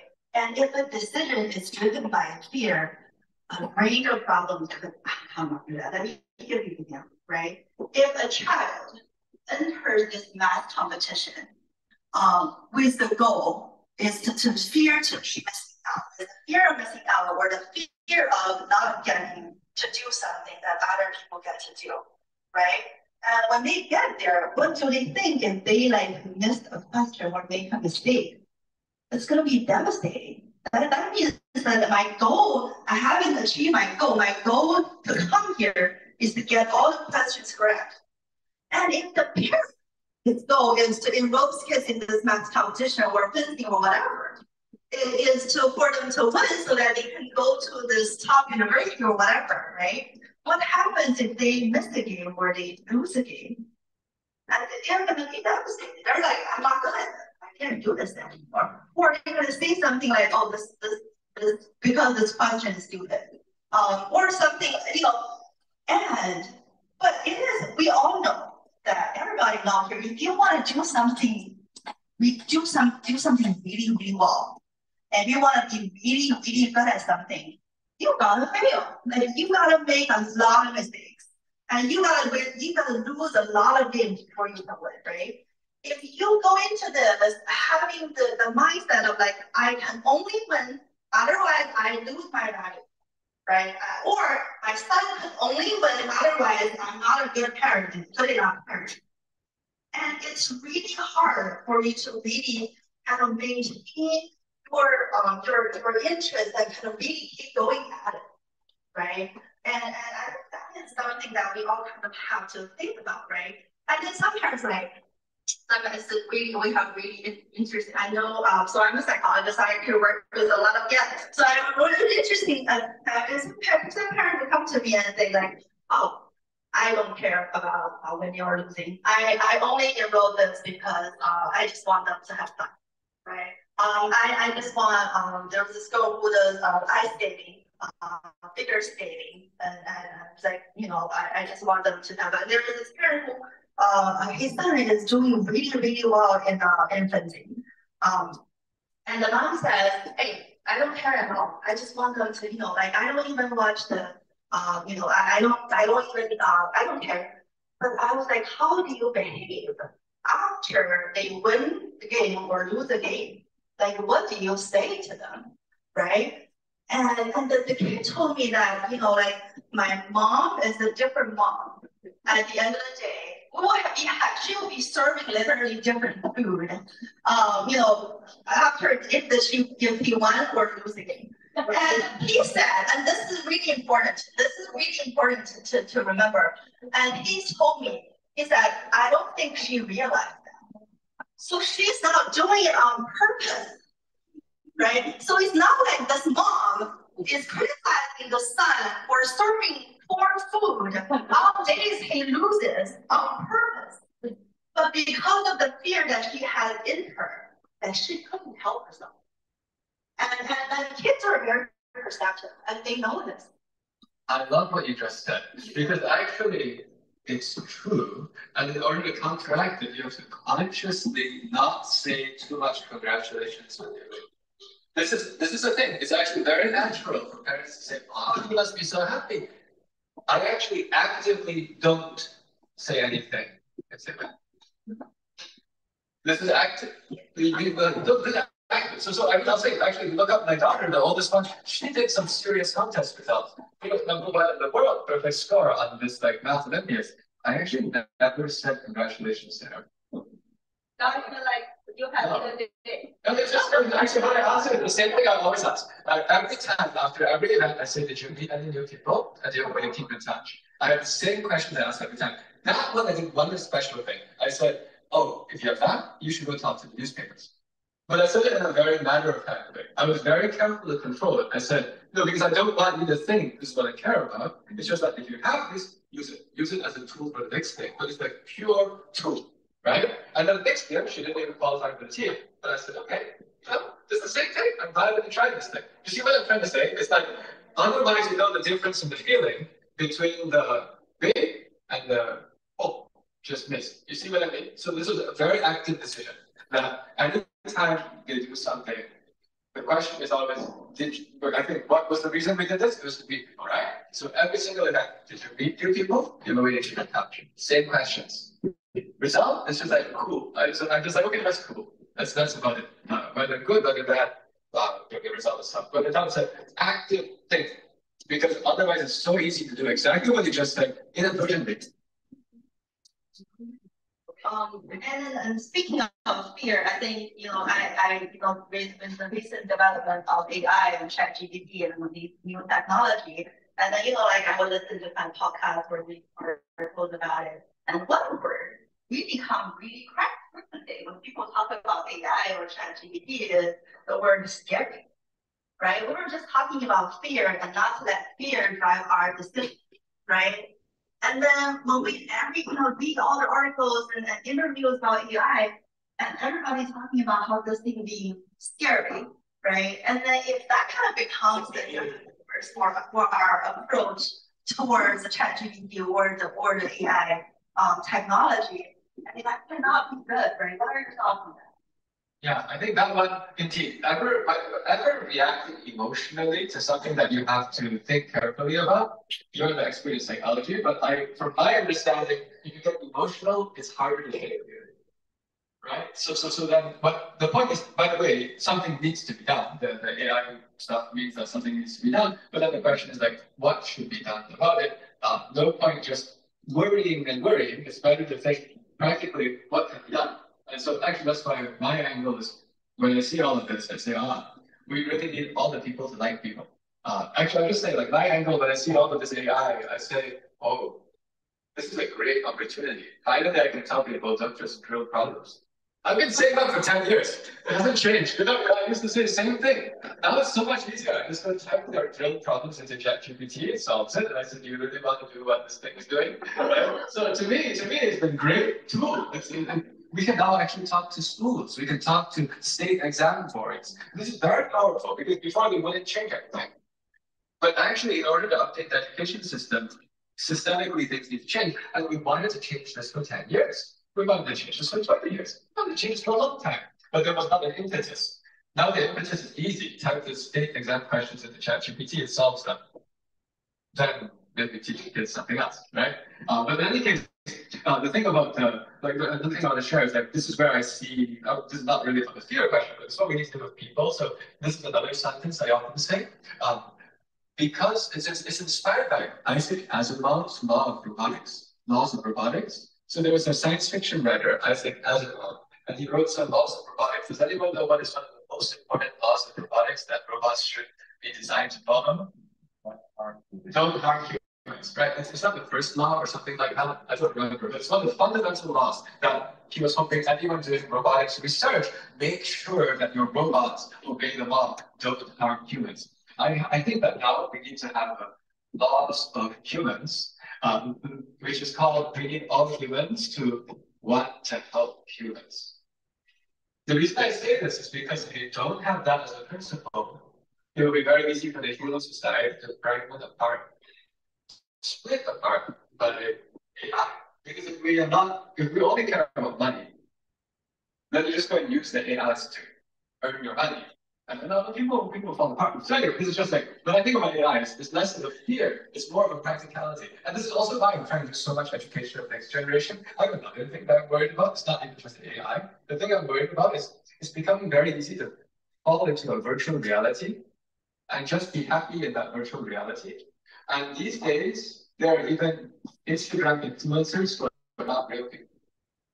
It's like, yeah, it's just true, like it's completely fake gendered. And actually, within about 10, 20 years, so you're a psychologist, you're probably going to have lots of clients coming to you in 10 or 20 years saying, my kid is addicted to a fake friend, which they spend 99% of their time with.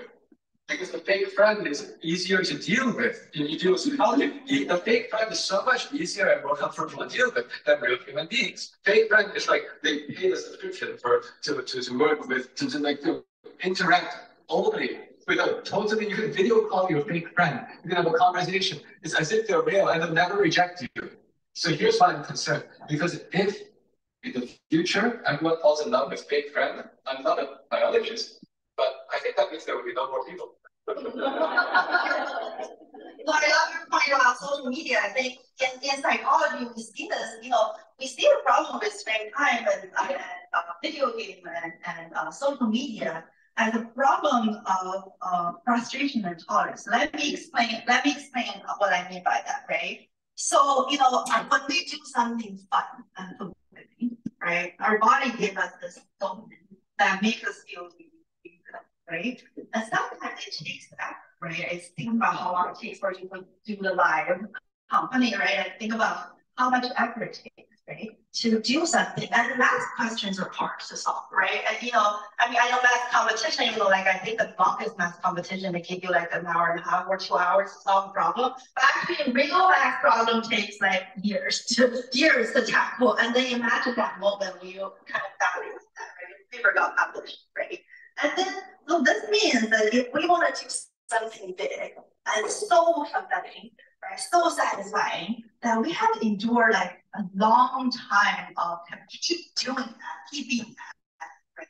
However, with social media and video game, that satisfaction is instant, right? I just kind of keep scrolling and it keeps giving me dopamine, right? And then once our body gets used to this fast and easy satisfaction, our body actually is less able to endure that frustration and persistence and grit to kind of do something on the long term, right? And then this is not just the danger of that, right? The real danger of this is that a lot of psychological problems are actually a result of people prematurely trying to get rid of that frustration. Right? Let me explain how that goes, right? So let me take, a very, very common, I think that's one of the most common mental health illness, anxiety, right? How does anxiety work? How come so many kids nowadays have anxiety? And so many adults have anxiety. How does that work? When, as an really classic example. It's so interesting. You're a math professor, and then we see kids in the math give people so much anxiety, right? But I think this is a perfectly understood. This we can understand from a psychological point of view that why is that, right? So the kid will come to me and be like, I have a math exam tomorrow, right? And I'm really scared.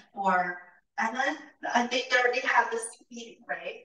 And then because they're like on TikTok or doing everything all the time, it's really they haven't really been a time when they're able to sit with this feeling of frustration and and kind of ambiguity, right? Or like I'm not sure what's gonna happen with the math exam tomorrow, right?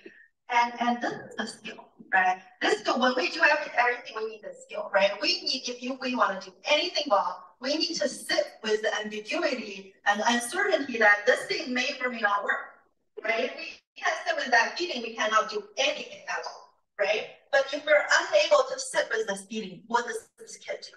Right? This kid is gonna grow up in the morning of that math test, and he's gonna be sent to the nurse's office, and he's gonna be sent home.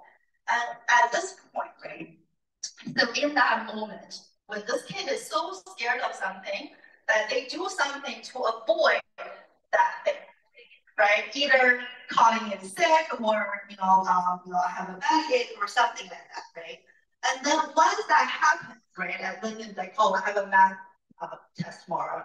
I'm sick in the morning. I tell my mom I don't want to go to school today because I have a headache, right? And once your mom's like, okay, why don't you stay home, right? Once this happens, your anxiety goes away, right? You feel instantly better, right? You're like, phew, oh my God. So at this moment, two things happen that unconsciously your body believes is true. Is that one, the math competition, the math test was actually scary. It was a real danger. There was real danger in going to math classes because somehow I just felt terrible and then I just felt better. And the second thing is that it was not going to school, or calling in sick, or it was whatever the avoidant behavior that you're doing that has kept you safe, right? And if you do these things over and over again, right, that's how you get anxiety. Yeah, you have a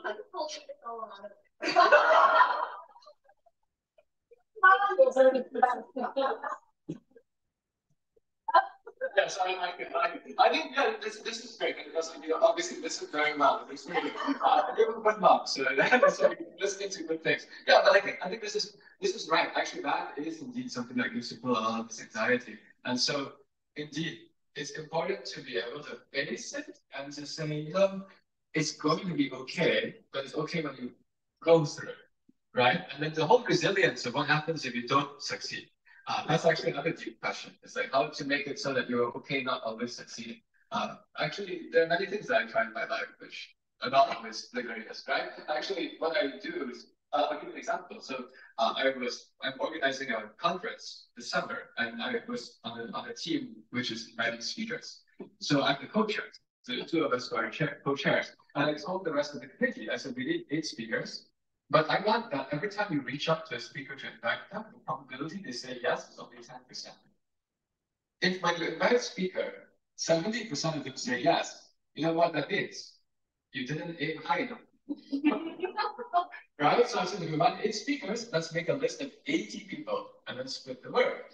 But you see, this is just something I know because I also run my own company, I run my own team. I know that many people are not comfortable doing something where you go, reject. In fact, I have an iron face in the sense that I don't mind asking people, even face to face or talking to people. I don't mind getting rejected, even over the phone, even face to face. But it's something that you've learned that it's just the way the game works. So I think with this anxiety is somewhat similar. It's like sometimes you don't succeed. The question is, what do you do if you don't succeed? And then you'll still be fine. But don't give up. Talk a little bit about how I think you talked about it. Someone talked you said about your daughter, and then she would kind of do this really difficult, really difficult question for a really long time. I think the word you used was she fought it, right? Like she had to fight some of these questions. Talk more about that. Yeah. So the important thing, first of all, is that I actually observed how my daughter is learning things, but I don't teach my own kids. I only teach others. Okay, my wife, though, she teaches our kids. She's amazing. She's a really nice person and amazing at it. But the other reason why we split it that way is because I myself did the math contest before, and my wife never did. That's better because when the expert teaches, the expert doesn't remember what it was like to learn it the first time. When the non-expert teaches, the non-expert is trying to figure out what in the world is going on at the same time. So they also know this is hard. If that makes sense. So she took care of all of that. But I would watch, right? And so I would always see from far away. And what I was always happy to see was, so she's giving good feedback. We're encouraging feedback based on how long you fight with the questions, not based on how many questions you do. They would spend a long time doing math, but they might only do one question in 15 minutes, one question in half an hour. But it's a very different mentality than half an hour to do 10 questions, right? So this is like, if you see the fight.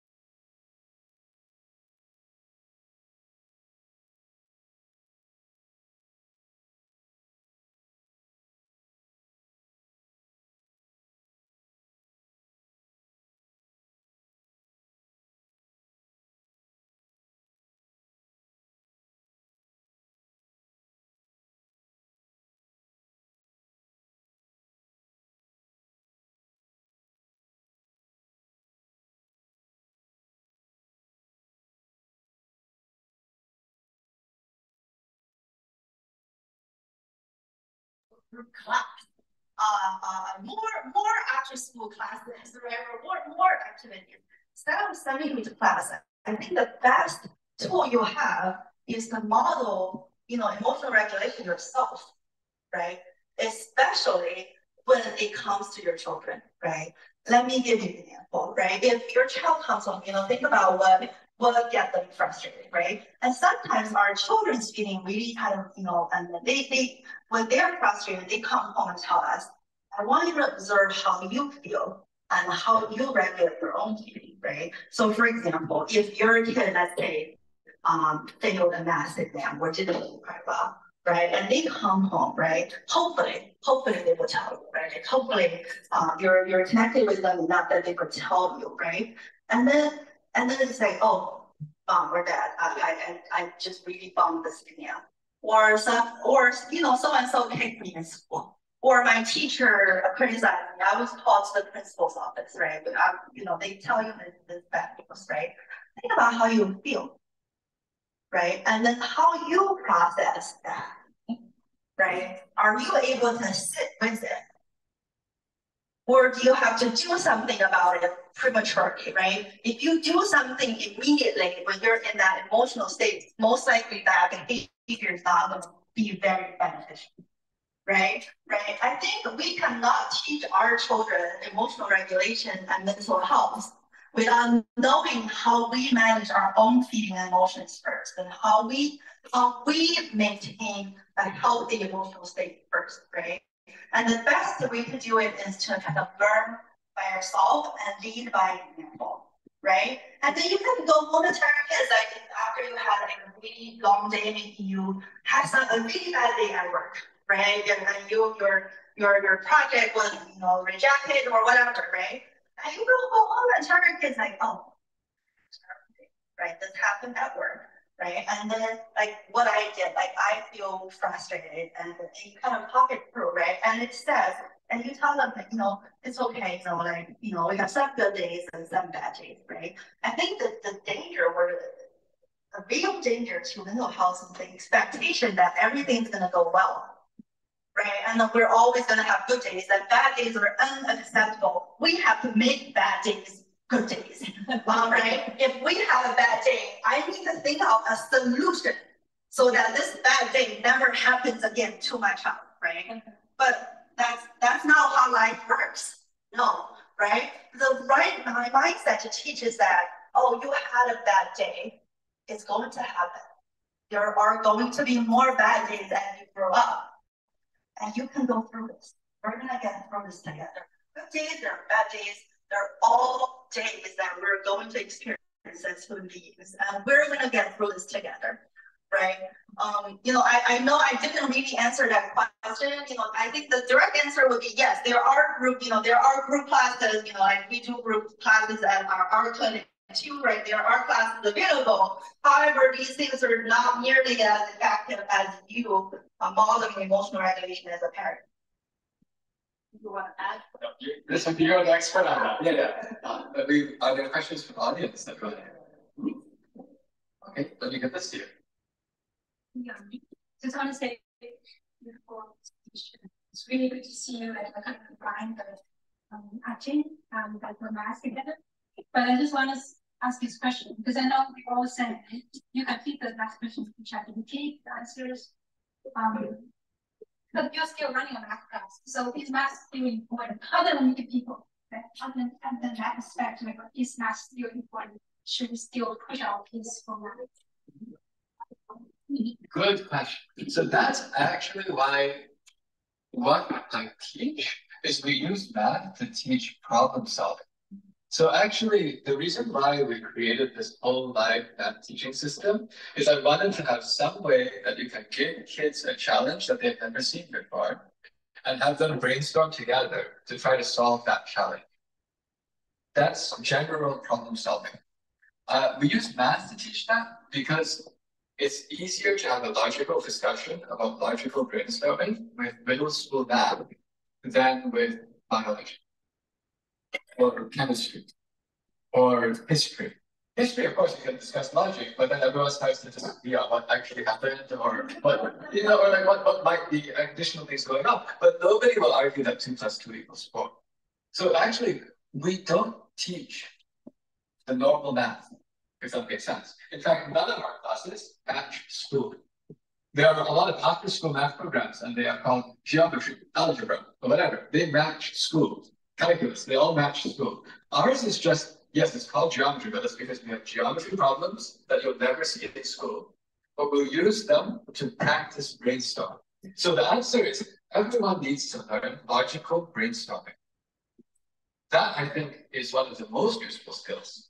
And so we know how to teach that through math, so we do. There are other programs that other people run using robotics, using coding, or all these other things, or using physical engineering. There are lots of other ways to learn those kinds of skills too. We just happen to do it through the math. Now the question is, does everyone need to learn math? Now that's also a more general question. And my answer there is, I actually don't think everyone really needs to know how to solve sine of x + y. Is sine x cosine y plus cosine x sine y. Everyone remember that? Nobody remembers that. We all look it up. What I mean is that actually I thought quite a lot about why do we have certain kinds of math even in school. I came to the conclusion it was so that we can have people compete against each other and see who's the best. So not really. Like if you think about it, why do people learn how to integrate x log x? Well, first of all, some people don't. Okay, then they'll be low. The ones who do, then it's just a competition system. Actually, what you really need to learn is how to learn. You need to learn how to problem solve. You need to learn how to learn. You need to learn how to deal with people. You need to learn all of the emotional regulation. These are all things you need to learn. But unfortunately, a lot of the education system is just a contest. And if you really know how to learn, you can learn on demand. But if you decide to be an electrical engineer and you actually need sine of x + y, you will learn it there. But does everyone need to learn math? But everyone does need to learn problem solving. So I guess that's how I look at these things. You want to add something? You also have your kid who's very advanced. Well, I want to say that I think, one reason I really kind of think math education is important is, math is hard. Math is sometimes counterintuitive. You have to really understand it so you can answer the question. You cannot just like wing it, right? And then I'm seeing this why this is important is because we all have to do something hard and learn something that's like something that doesn't come to us naturally, so that we know that we're capable of doing things that we didn't think we could, right? I have 2 children who are really good at math, and math is easy for them, right? And then, like that, I'm gonna figure out something that's hard for them, right? If you cannot only do things that are easy for you, otherwise it's again that frustration tolerance, right? If you can only do things that are so easy and you get 100 all the time, you get everything correct, when are you going to learn how to fail? And when are you going to, if you don't learn how to fail, how can you learn to do anything important at all, right? So for my children, they do learn quite some math because that's like, they really enjoy it, they love it. They, they spend quite some time on math, right? And that's easy for them. And that cannot be everything they learn. They gotta learn things that they're not very good at. For example, writing is something that we're trying to tackle right now.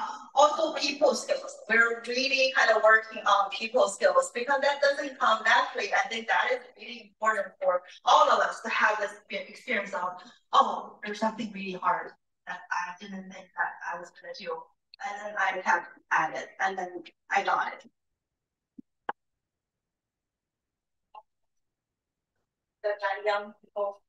So I just have a question on like how I personally would be able to like use math to start like learning problem solving instead of just math, because unfortunately like for me personally, like the way school has taught math to me never really been that interesting.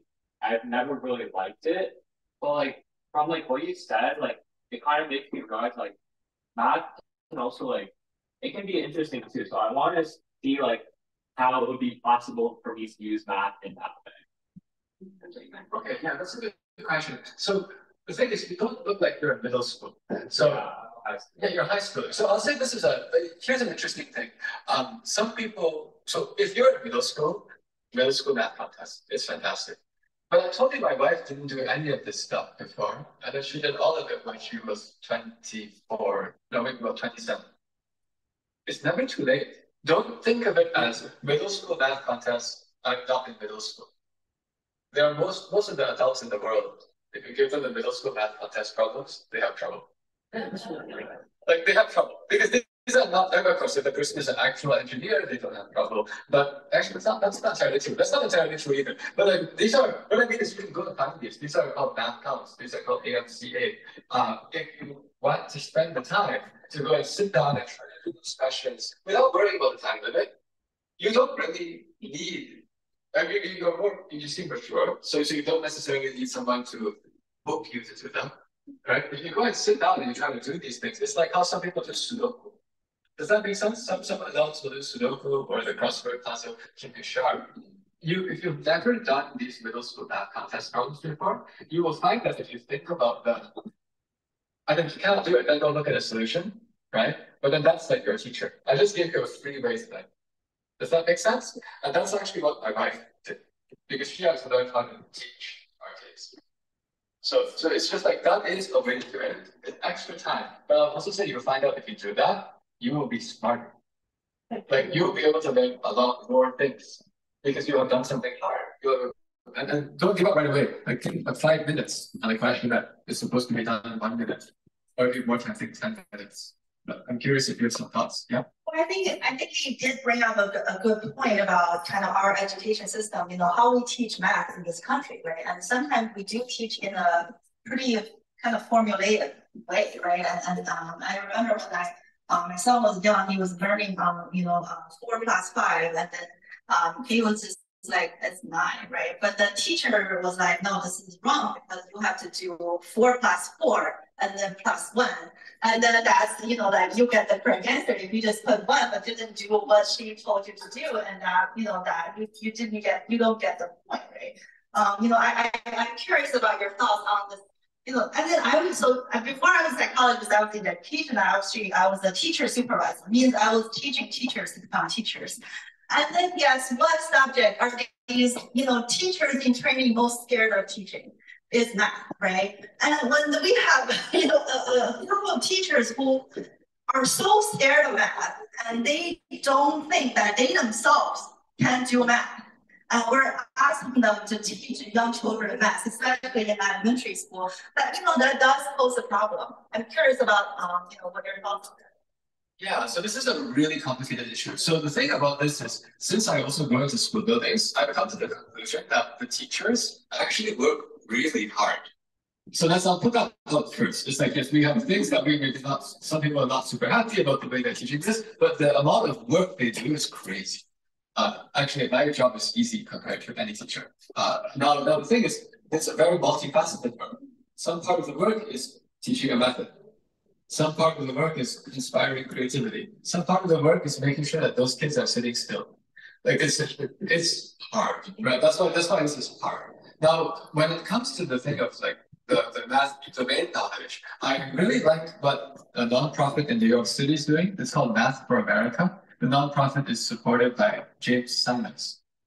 He's the Renaissance Technologies. He's a math guy who became super rich, and then he donated his money to try to improve the education of mathematics in the city. And their principle is, if we get math teachers, and we find the ones who also want to keep learning more in professional development, let's teach more math.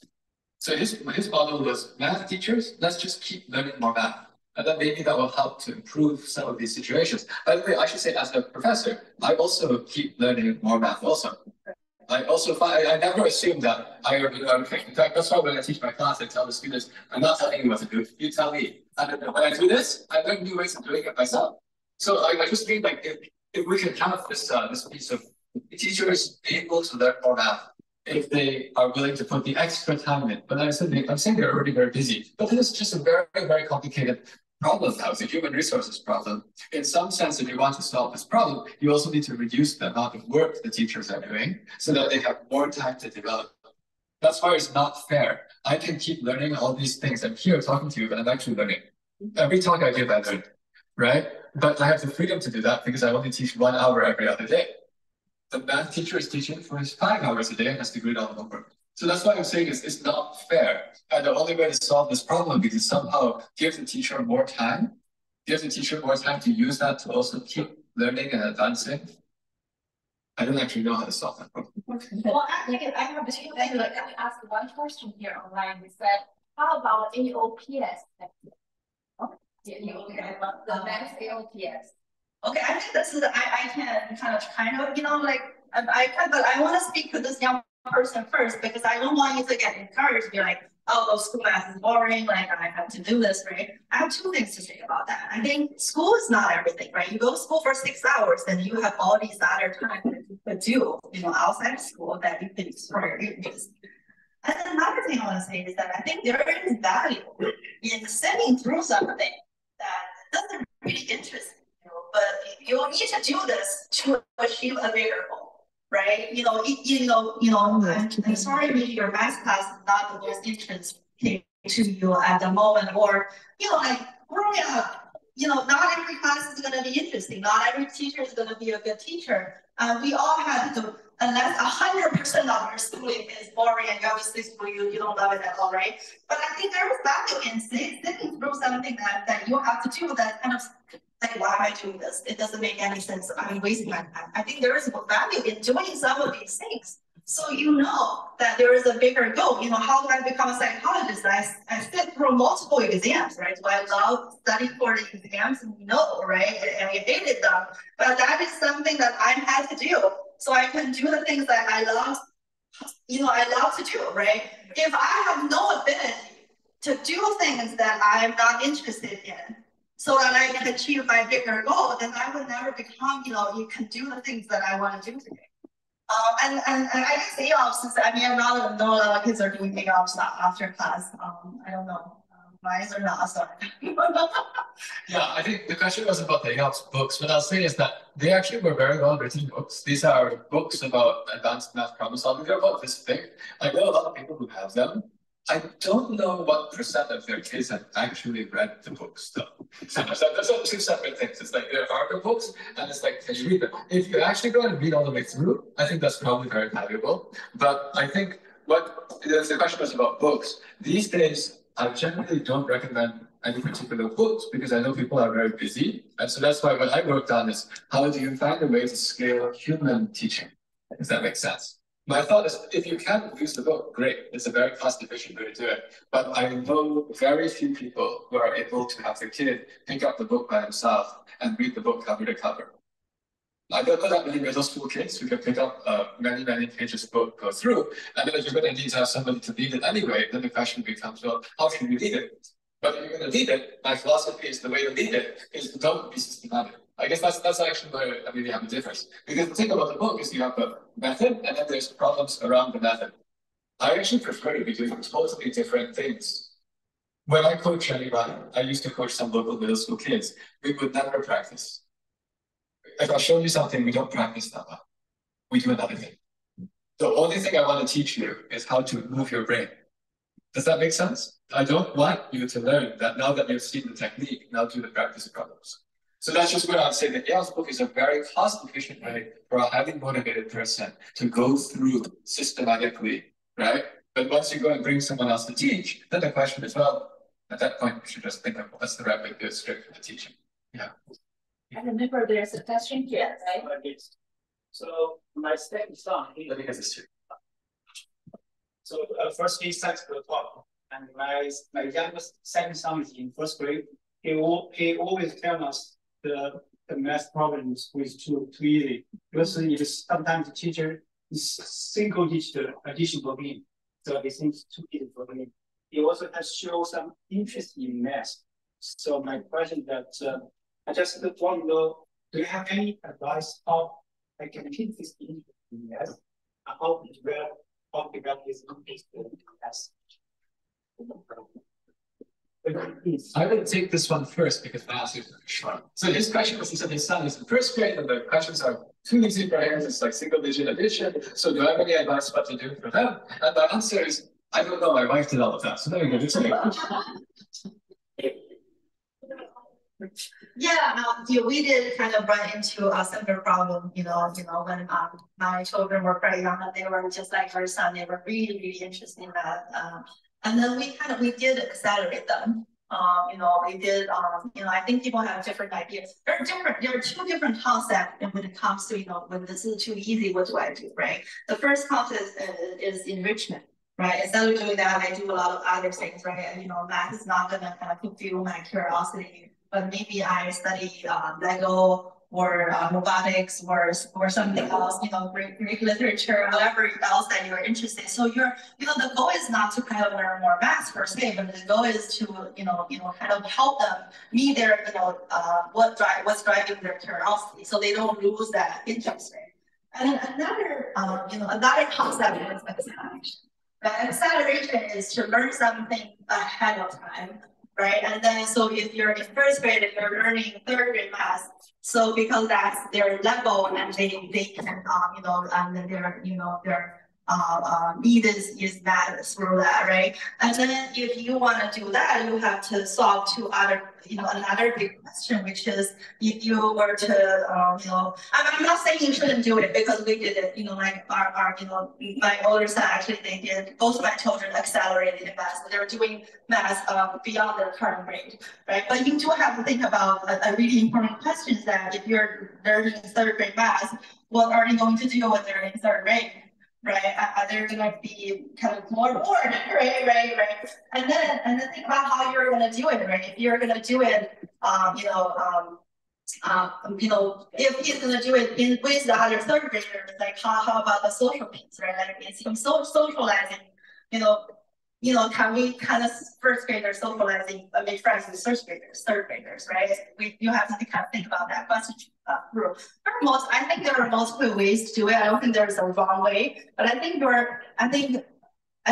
they don't think about what they should do for math during our math class. I think the real question is that your son has a really profound ability in problem solving, And how do I help him kind of satisfy that need to learn more problem solving? And if you kind of think about that, there are so many ways to do that, right? Outside the school and inside the school too. Anything? Yeah. Okay, go ahead. I just wanted to ask the question for myself. Who saw the description of the events? There was a paragraph says game theory uses game theory to provide a new format of education and scale, thinking to develop their own ways to solve problems instead of learning methods. I think you covered it a little bit already. Can you summarize to answer that question? Yeah, okay, so I'll repeat the question so everyone can hear. You said that there was some question from your son, and because you read the description of the event, and the event said uses game theory. I use game theory to invent a new way to scalably solve, teaching people how to learn math in a different way, not only do problems, but also how to invent their own solution. And you want me to explain more clearly exactly what this is. Okay, this is very simple. The idea is it's a win-win-win situation. So the important thing is that the thing that I showed you is a way to deliver at very, very large scale classes that let students say their own ideas and have a person leading the class with very high mathematical ability and also very high emotional ability leading them to teach. So the important thing is the hard thing to scale is where do you find enough facilitators? If you want to go and teach, we don't teach first graders. We teach middle school. They teach people with the middle school math competitions, right? So those are usually ages 9 to 12. And for that community, the hard thing before was how do you get enough people to teach them who, number one, know all of the math, and number two, have the people skills to go and build that group, to build that math ability, okay? And the reason that the game theory comes in is because we found a way to make it so that all these high schoolers who are really good at that win by teaching it. That's the breakthrough. The breakthrough was getting professional actors in the classrooms so that when the high schooler teaches the middle schoolers, every word they say is being watched and feedback is given to them by a professional actor to make them more interesting the next time they talk about anything. So we made it, the win-win was now the high schooler teaching 1 hour of class equals access to 1 hour of professional coaching on communication for a professional actor who they would have no way of finding any other way. That's where the game theory is make a win-win, where before you couldn't find those people. Because if you just try to find people and motivate with money, that's hard. Sometimes even if you pay a lot of money, they still will not do it. They'd rather go work for software engineering, or they want to do research, or they want to do PhD or something else. But what I found out was when they're in high school, perfect, at that exact age, it's useful for them to learn communication skills. Did that sort of make sense? Yes, that does. Yeah. So the answer is yes, but that's because you may have heard my real goal with that. There's even more game theory. The real goal with that is to someday have 100,000 high schoolers a year, teaching 1 million middle schoolers a year, and producing people who grow up and get involved in politics, who get very smart, creative, kind people who are getting involved in controlling the world. And so we're constantly recruiting, but if the high schooler wants to apply, it's actually not easy to get in, right? So the program is called LIVE, L-I-V-E. If you just search on Google for LIVE, and by name, you'll find it, and they can apply. The high schoolers, we check for their math ability. They need to be able to do all these middle school math contest problems, but we also very strongly check for the character. Like, we really want to see that this is a person who wants to work very hard with their life for the sake of creating value for other people. This is important to us. We don't just want someone who wants a quick way to get rich through us. There's one more question in the back and one more question online. So we may not be able to take more questions now. Okay, so let's quickly answer this. You asked what's weekly commitment? 2 hours a week. Weekly commitment 2 hours, right? Okay. And you have a question in the back? And also there's a hard question online. And pretty much we need to conclude after that. Thank you. So my son's a good student, and I think he's also good in math. But oftentimes he told me that the things he's learning more. So for example, he's on his school's science. He told me the learning is boring because the teacher has him to, or the team to just do research on themselves. And oftentimes he does certain activities like writing on a bike by himself, he thinks boring, and or going to the church and listening to the preacher, she thinks it's boring. So my question to you is that, am I, or as a parent, is that something, is it an issue with him? Like he couldn't find interesting things or certain things that's important in life to do? Or this is something that as a parent that can find better ways to encourage him or steer him towards finding interest? I already said that. You take. Oh, so the question was, how do you? He thinks a lot of things is boring. I don't know if that's because certain, that's his personal characteristics. I hear you. It's just been certain. I hear you. So we actually hear this a lot. I work part-time for a school, and then, I go, we have a school mental health clinic, so the kids will kind of, when they're having gym or an elective class, they will kind of come to us and talk to someone. And then a lot of things that a lot of times we hear is that kids complain that the school's boring. I think there are two different reasons behind that. The one is that some children are truly gifted. They're truly operating above their age. And there's how old is your child? 13. Okay, and then but we can kind of tell if this is the case, right? If they're like 13 years old, we ask them like what math class, because at 13, age 13, there are different level of classes in school, right? Like someone could be taking geometry, or someone could be taking like calculus, for example, right? If they're already kind of at the higher or more advanced level in school, it is, I don't think it's not possible, but it's less likely that this kid is not being challenged in school, right? I think that is pretty common at, when they're in first grade, there are a lot of options in school, like you're in first grade, you just have to do first grade stuff, right? And there are, school has gifted program or after school chess club and all that you could definitely, join and do, but there are less options. But for 13 years old, there are options in school where you can go do more advanced,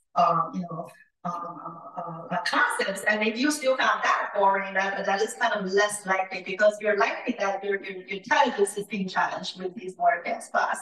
And another reason is that, and I'm not saying this is what's happening to your child, right? This is definitely 100% not what I'm saying, but I'm just saying that we are seeing a lot at our clinic is that once we're interested in something that's fast, fun, and easy, like TikTok, and then we get a lot of dopamine from that, it becomes really hard to become interested in something else, right?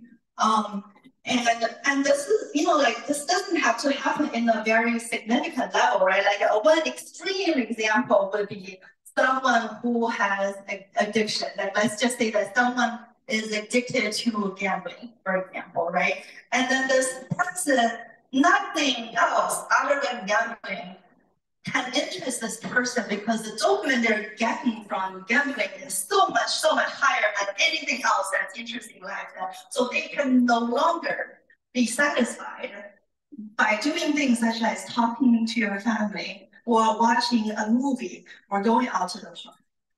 But it doesn't have to be that significant. Right? It doesn't take someone to be addicted to kind of experience that, right? I experienced that myself, right? Do you kind of find yourself like some, I think 2 years ago, where, when we watch a YouTube video, that's satisfying. And I found that interesting, right?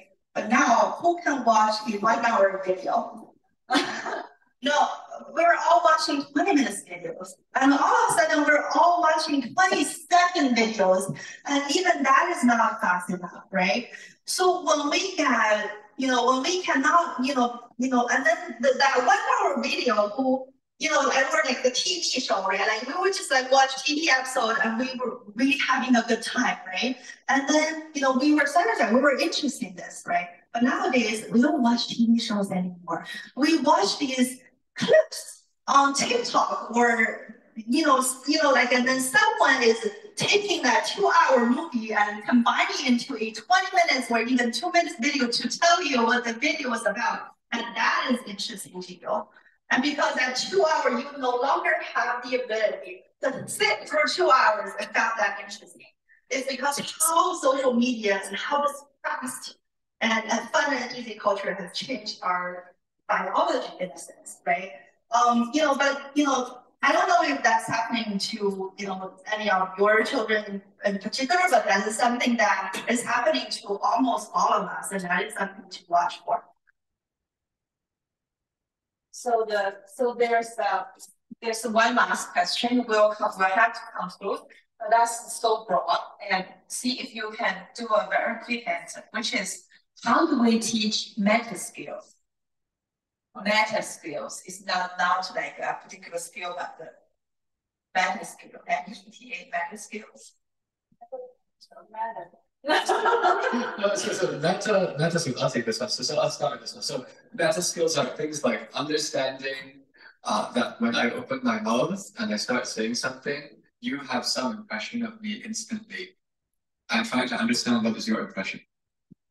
Meta skills like understanding, oh, well, if I want to do this task, why do I want to do this task anyway? How does this fit in with everything? If I'm bored, why am I bored? What am I actually trying to achieve in the whole world? How do I figure out a strategy for achieving what I do in the real world instead of just listening to one thing after another thing that I have to do? The meta skill, I think we just need like thinking big picture, right? I actually think the way to do that is to anchor with principles. That's actually why when I think of boring even, a lot of work I do is really boring. But I don't care because it's on the principles. It's helping me get what I want out. Sometimes in my team, I will intentionally do the most boring things so that the rest of my teammates will be happy. And they do better work for me. I mean, I'm just explaining, like, I don't care how boring something is if it gets me towards the mission, right? So it's actually all about meaning. It's about what is the meaning of life? Why am I here? This is something that is actually useful for everyone to think about. And by the time you apply to college, you have to write all your essays are about why are you here? What is the meaning of your life? So hopefully you have some ideas by that, right? But so I'm just saying that's why I start with values. And I say, hey, I want as many people as possible to get the values of. The more people you have, the happier you feel. And start doing that as young as you can. And you'll see when you help them, you get dopamine. They smile at you. They smile at you. That dopamine, you get dopamine. They smile. A smile is like a light, you know? Faces of people smiling at you or appreciating something you did, that feels better than a yellow thumbs up. Okay? You know what I mean? The yellow thumbs up is the Facebook, right? Yeah. Is that right? Yeah, so I'm just explaining, like, to me, that's the first one, like, help more people make me feel more happy. Second one, work hard. Actually, it's fun. Like, guess what's happening? It's like actually running the workout. My mom had a bit, I mean, it's always this thing in my head. This is the way a mantra she had. She spoke it in Chinese, but she said, 不要浪费时间. That translates into don't waste time. Like, her philosophy was we should never be idle for 1 second. By the way, she didn't work outside. She was taking care of 3 kids at home, and she's still at this age. She's not young anymore. She's still this kind of person who does not waste 1 second.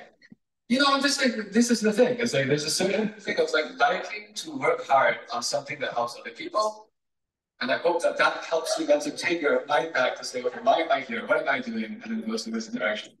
No, I love that. I love everything you said. And I think we're running out of time. I just have a 30-second answer. That I think meta skills, there is a word in psychology we call metacognition. What does that even mean? That just basically means that you have to be thinking about thinking, right? You cannot just be kind of so absorbed in what you're doing, right? So one trick actually is help people who come to our clinic is that, sometimes we're so self-absorbed in what we're doing that we kind of really cannot see a clear picture. Like, why am I doing this? Like, why are you doing what you're doing, right? One trick I actually tell my husband this, right? Like, when he's like, he's has some trouble at work, and then I will tell him like, I want you, so this is a metacognition. Metacognition is thinking about thinking. I was like, I want you to imagine that you're watching yourself doing this on TV. Is that you are not in the show, you are outside the show, you're watching it. And then what do you think this person's doing and what suggestion would you give to this person?